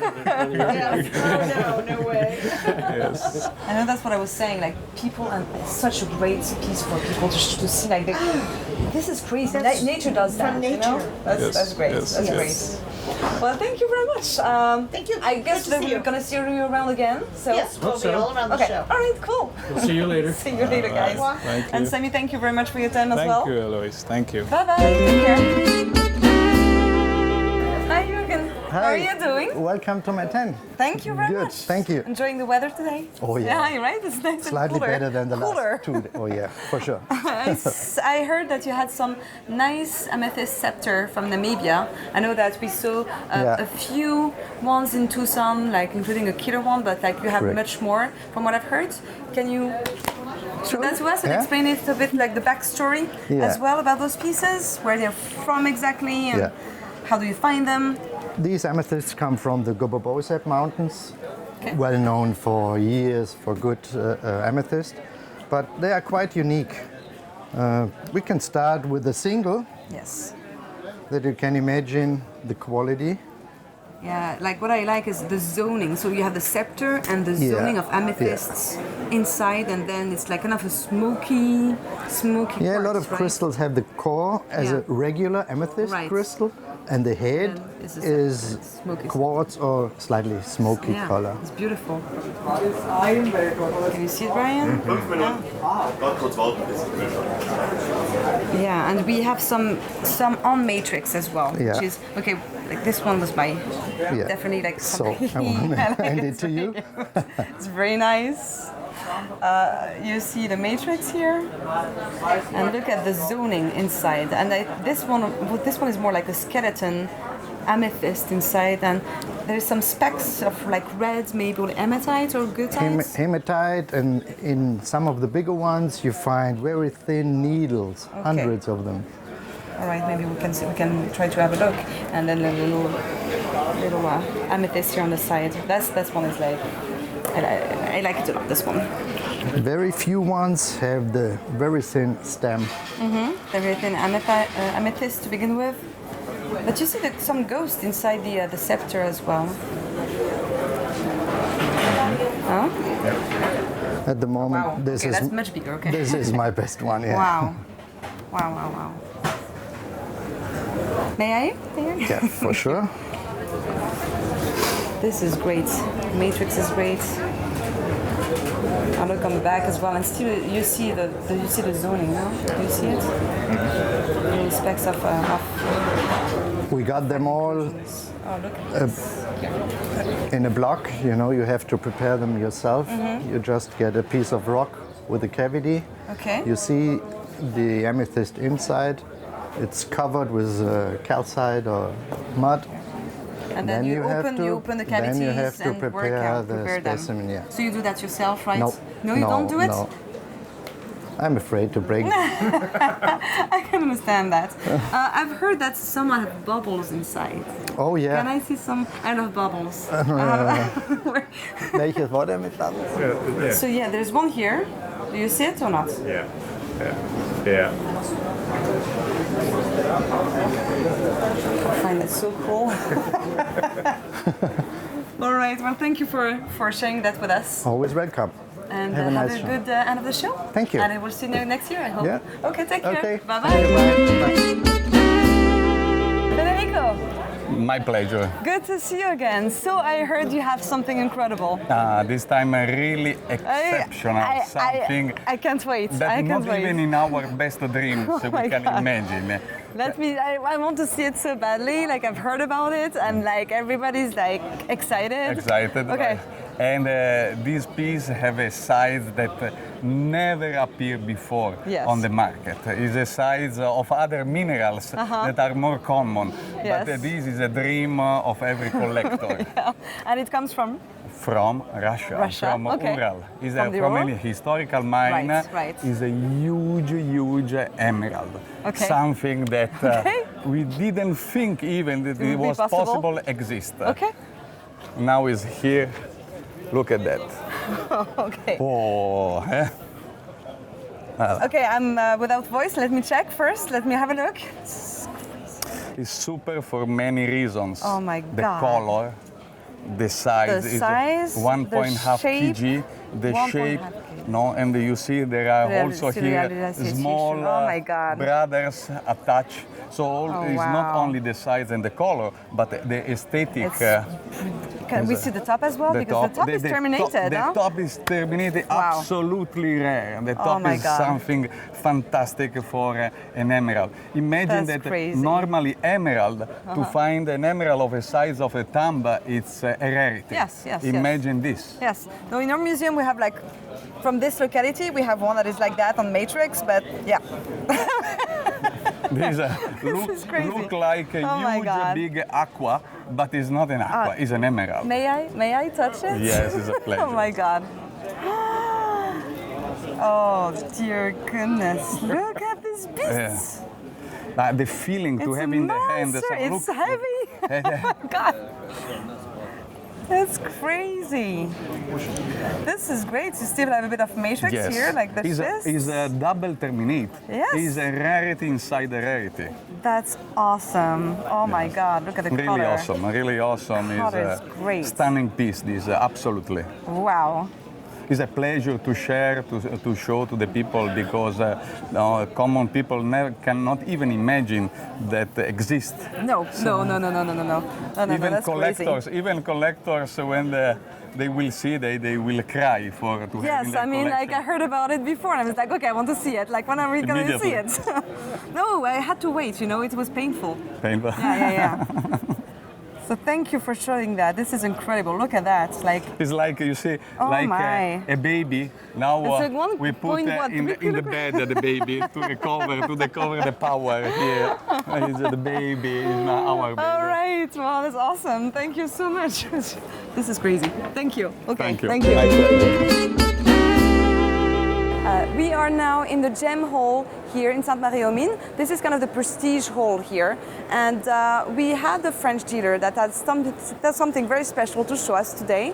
He had a stone on confinement. It's actually a cut stone that is on a piece of jewelry. And I'm going to pick it up. That's something, for me, very special. Because that's actually my favorite kind of gemstone. So the color of the sapphire is perfect. You know, it has, it's really clear, the color is really intense, and the star is really perfect. So that's a beautiful piece of sapphire. I love that. The sapphire is supposedly coming from Sri Lanka, and the stone weighs about 23 carats. So this stone has basically everything for me. It has the color, it has the intensity, and the star is just perfect. You won't be able to see that every day. Not even in Sainte-Marie, but even in Tucson, you know, like to see such a stone like this, it's really exceptional.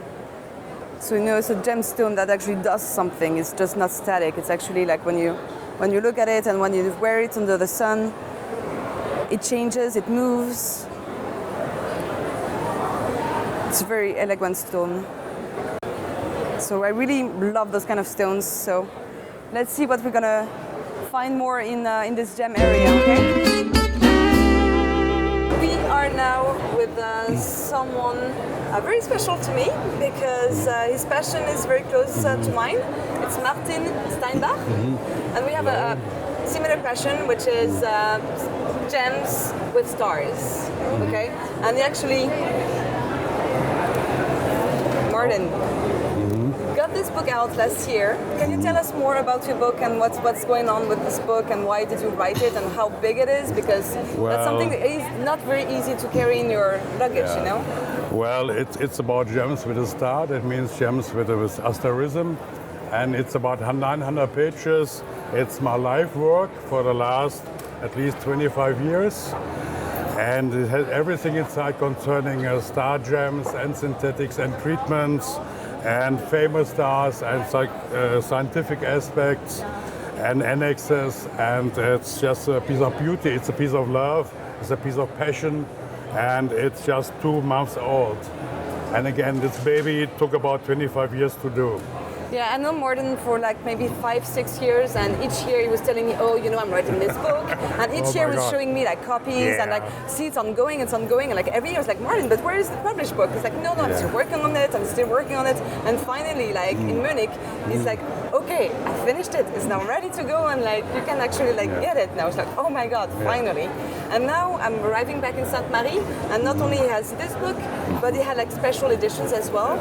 I don't know if you can see them on the background. So all of these are maybe like 2 to 3. Yeah, they're extremely rare. They are just 3 to 5 copies each, and I like the idea. It's a bit crazy. It's a little bit pop art. It's something like Andy Warhol. I don't know. If you do a book about stars, you're not really earthbound. I mean, it's a little bit strange, but I like it a lot. It's my life. And you see the cover of the book, and you have to take a look at the back side. And the reverse side, right? Nice. So it should not be forgotten. And there is a sentence, Eloïse. Maybe you can read the sentence, please? And in the end, there is love. Oh my God. All we need is love. This is my next book, probably. Could you show us my favorites? Okay. In the Thank you special very much. edition? Okay, which one you like? The diamond one. The diamond ones? Oh my God. Well, it's a so-called star diamonds. Of course, you have no diamonds with stars in reflected light, also not in de-asterism in transmitted light. But it's a diamond which is pretty famous, the picture. It was on the cover of the Journal of Gemology. And I'm very happy to get the copyright of the owner of the stone and of the photographer, Thomas Heinschwang. Oh, it's Thomas, and, it's just a piece of beauty, and it's very rare. Yeah. And it got this lotus-like, flower-like stars inside this octaeder, which was a rough octaeder before it was polished. Yeah, that's cool.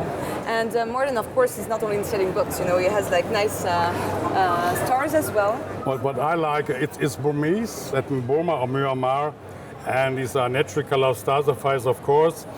And you see the hexagonal color banding of the crystal, of the hexagonal crystal of corundum, and they are all coming from the same crystal. And I think the set is about 170 carats, and so it was one crystal, one prismatic crystal, where the 3 stones were cut from. It's pretty rare, and for me it looks a little like a face, just. And of course, it's natural color, and it's not treated in any way. You have to be very careful today of treatment, especially glass filling, which makes the things very difficult, and the diffusion treatment of stars. Great, thank you. Thank well, you for I have your to time. thank you very much. And I will see you in Paris Munich one day, next maybe, time, or and Munich. Yeah. come and see us in the Okay. museum in Paris, okay? Thank you very much. Thank you. Yes, thank you. Take care, bye-bye. Bye-bye. We are again with Denis Gravier, because always he has interesting stones, at least for me. So, Thank you. Salut Denis, ça va? Salut Eloïse. Très bien. You know, it's always unusual stones, okay? And I was looking at something very showy first. Can you show us this nice cerussite, Certainly. Denis? It's so showy that we had to begin with that. Look at this. I mean, there's nothing to say. Just look at the stone. Enjoy. Just play it a bit, like this. So how big is this stone? It's 67 carats. 67 carat cerussite. Yeah. So and cerussite is not very hard. It is. We can say. Yeah, actually, yeah. It's 3. The harness is 3. Wow. Yeah. That one is from South Africa. South Africa. Okay. And the quality of the cut allows the dispersion to show at its best. So really, it's the job of the cutter that's. Yeah, and also the stone has to be really colorless to show. Yes, exactly. Because high when dispersion. it gets kind of yellowish, brownish, it's not the best. Yeah. Totally. Something that my colleague liked a lot was this little fluorite from Morocco. Well, little, not that little. How big is it? It's a 33 carat. 33 carats. Do you know exactly where it comes from in Morocco? It's a Arbala. Arbala. Arbala? Yes. I don't know what it is. It's violet here, right? Yeah. I'm going to put it just underneath the sponge.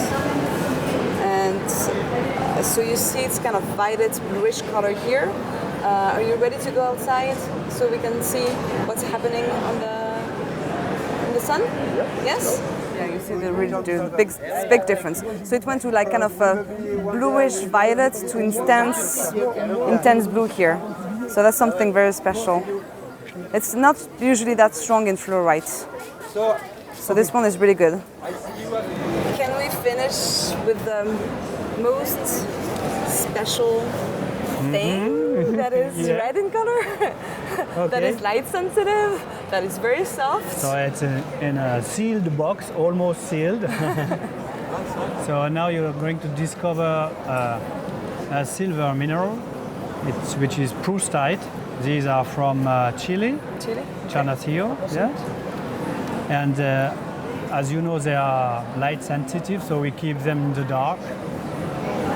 So the big one is like, it's impressive for the size, of course it's included, and so do you remember how big it is? I think it's 11. 11 carats? 11, yeah, so, yes. so you see like compared to my finger the size, but the little one is... Almost 2 carats. Almost 2 carats? Okay. So it's much smaller, but look at the quality. It's really red intense. This is really impressive. Really glowing red. Yeah, and very difficult to cut as well. Yeah. So this is very collector, cool. very cool collector stone. That's great. That's great. I've not seen them in a very long time. You know, especially that quality, that color, cut stones. Like that never happens. Yeah, that's right. Wow, great. Thank you. You're welcome. Thank you. Merci beaucoup. Merci. We'll see you next show. Next show. You don't go to Munich, but you go to Denver. Munich, I will. You go. Okay, you go. Yes, you go to Munich. Okay. Okay. Bye. See you soon, Denis. Bye. Bye. We are.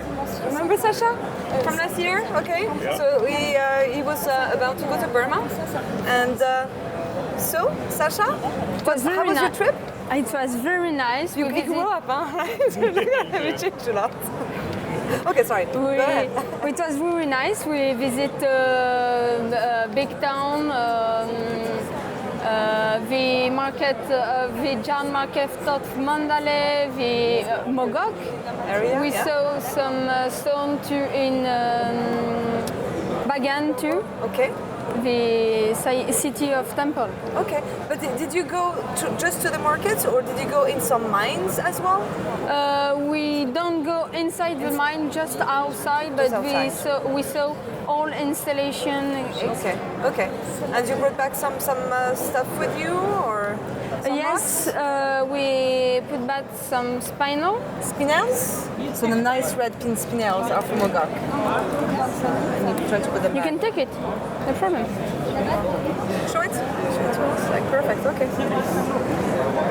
So usually the bright red spinels, indeed, they come from Mogok. The best color comes from Mogok. One carat stone here. Cool. Sasha, do you have anything else on the spinels that you want to show us coming from Burma? Maybe some star, yes. Yes. This one, it's a ruby. Yeah, so it's a ruby actually, yes. Yes. With a nice star. It's from Mogok. And this is the other one. It's final, but it's this is rare because we saw here the Shwedagon Pagoda, the biggest pagoda of Burma. Burma, yeah, that's definitely. I can see what you mean. It's actually really cool. Thank you very much, Sasha. See you. I will see you next year. Do you have any trip planned? Yes, we go to Guadeloupe. There's not a lot of sun, but there is a lot of fish. Oh, so there's a lot of fish, so you're gonna come back all like tanned and everything. Okay. Well, let us know if you find something, if you travel again and find some rocks. Okay. Okay. All right. See you soon. See you. Right now, we're just up the valley from Sainte-Marie-aux-Mines, and behind me in the distance, the building you see is the Tellier Museum. Now, this used to be an old silver mine that is actually open nowadays for mine tours, and you may have seen this building because in past episodes of What's Hot in Ste.Marie, we've had Eloïse running around in the mine down in the tunnels here, and on occasion, what Tellier is able to do during the Sainte-Marie show is put on special exhibits. And so this year they have a special photographic exhibit from a photographer who happens to be a dear friend of mine, Albert Russ. One of Albert's focus is on the shapes and forms of ice and ice crystals. So I'm very excited that Albert was able to arrange to have a special exhibit here. We're gonna go on inside and take a look at the photos. So come on, let's go.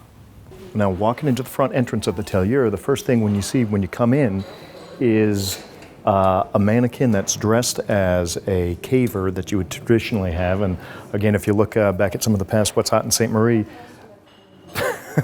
Eloïse was dressed like that. She looked a little bit better, but nonetheless, that jumpsuit.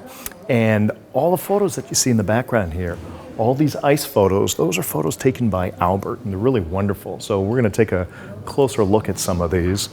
I love this one. Always reminds me of brain coral.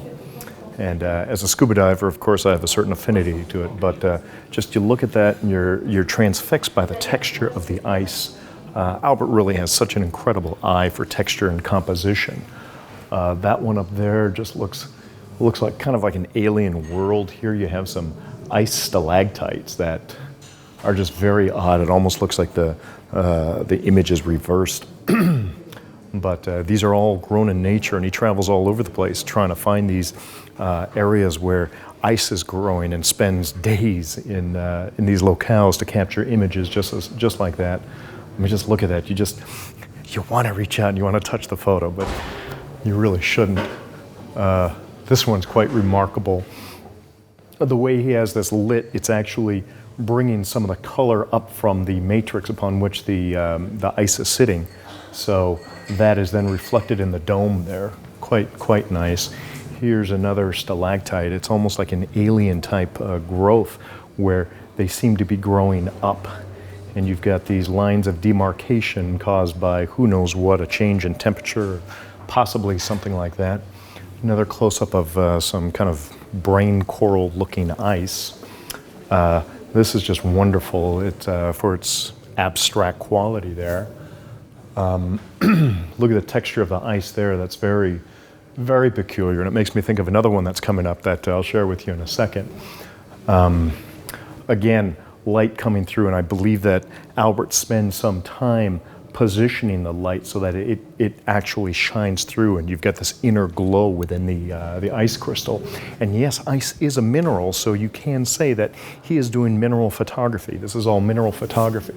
This one I like in particular because of the green that's coming through, probably some kind of algae that's grown in the cave or whatnot, but it always makes me think of a honu, like a Hawaiian green turtle. So I appreciate that coming from Hawaii. We've got more pictures along this wall. This is wonderful. I kind of nicknamed this one the Sentinels. These large stalactites, which look like large stalactites. They may be very small and in the foreground, but nonetheless, he's created the illusion that this is him standing here, this silhouette. He is one of the ice sentinels protecting the entrance of the cave, if you will. Look at this one. The delicacy in that, it's stunning. And this is all naturally formed ice. It just makes you stop and take a look at this and really kind of wonder. And for me, that kind of photography is the best kind of photography there is. This one almost looks like an eye. And I love this. And he's done such a wonderful job. And I'm so proud of him for being able to do this. And it really is a treat to share with the mineral world these things. These incredible textures, these incredible images that makes you stop and really kind of examine and explore what you understand about ice and what you understand about minerals. It's taking something we're all familiar with and putting it in a new context, in a new perspective, so that we kind of stop and take note and appreciate its beauty. So, good job, Albert. So that is our program for 2017, What's Hot in Ste.Marie. We are here with Monsieur Abel, the mayor. And Monsieur Abel, thank you very much for a fantastic show as always. I bring you another gift from Hawaii. Thank you. Thank you. Well, it was a terrific show. We had a great time. The Spanns came to join us on this. We had our regular hosts. We had a wonderful show. We hope you enjoyed it. We look forward to seeing you next year. Take care. Bye. All right. Thank you. Thank you.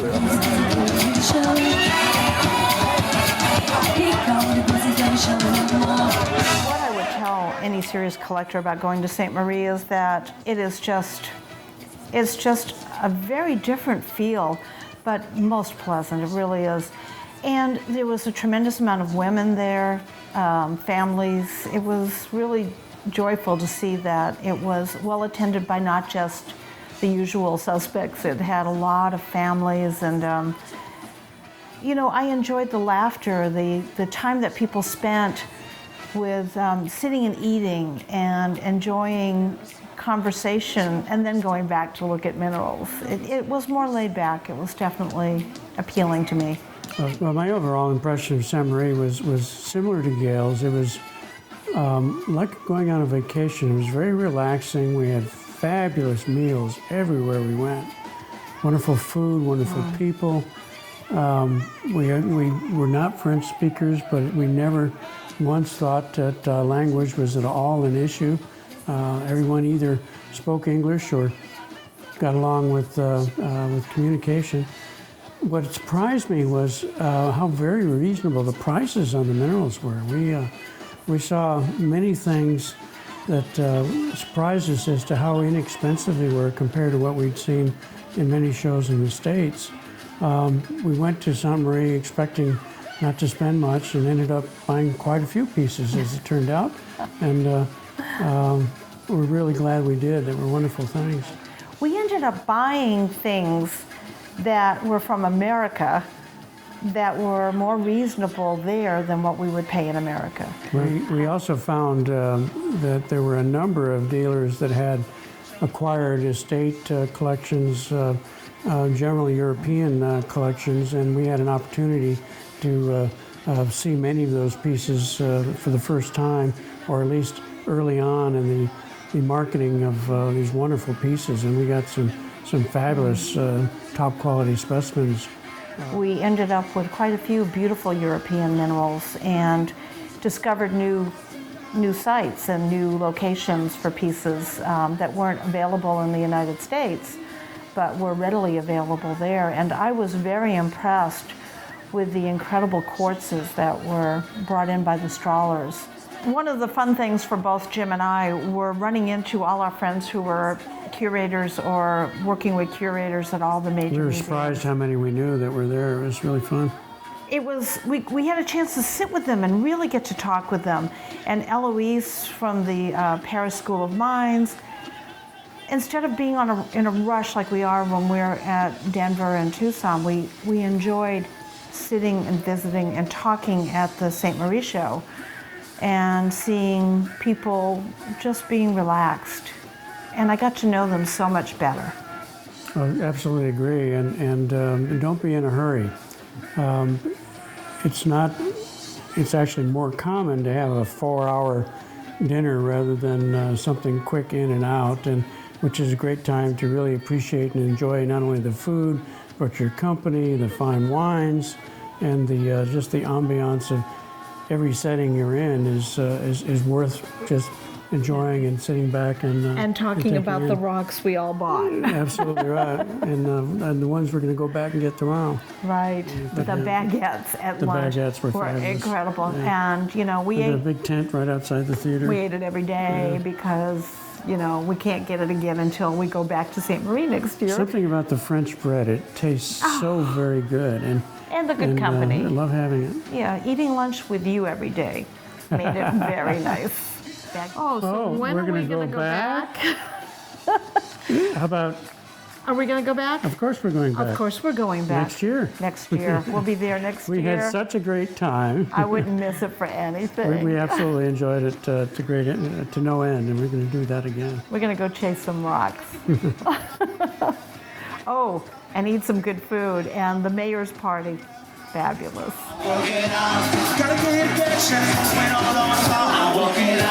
It was a lot of fun. Yes, a lot. From what I could see, you were really tucking in. Yeah, but this morning it's gonna be tough. Thanks, Brian. 8:30 in the morning, such a good idea. You know what? I did not get his joke. So what did you say? What did you say? You're supposed to be looking at minerals. Okay. For decades. Do you see his feet? Because I cannot concentrate.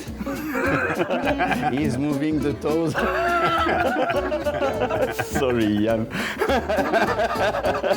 Yeah? I have no explanation for that. I'm sorry, but I was seeing your toe. Now I'm very aware that my toes are...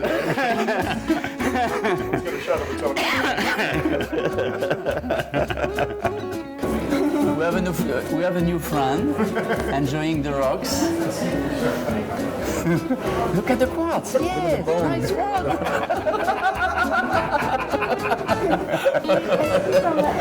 The case of Sébastien, because last summer, quand ils voudront bien se casser de devant la vitre, on pourra faire une interview. There is some people just in front and I wanted to go to. It was found by my friend 25 years ago. How old is he? 22. Very famous specimen. Yeah, but this we don't care. What is important is the rock.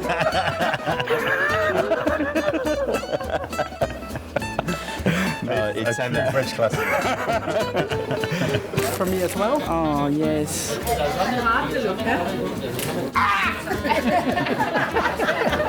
Okay, now we can stop.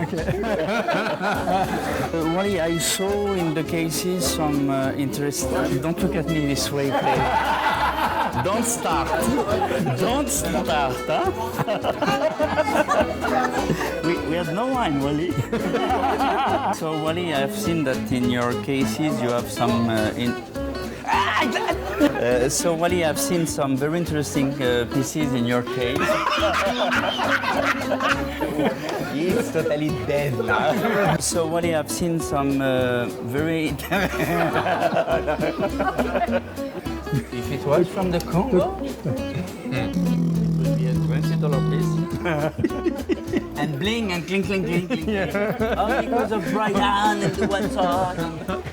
I mean, for us, it's about promoting mineralogy across the world, and we're about to get knocked over. You get it? Just wait. Let's try that one again, maybe.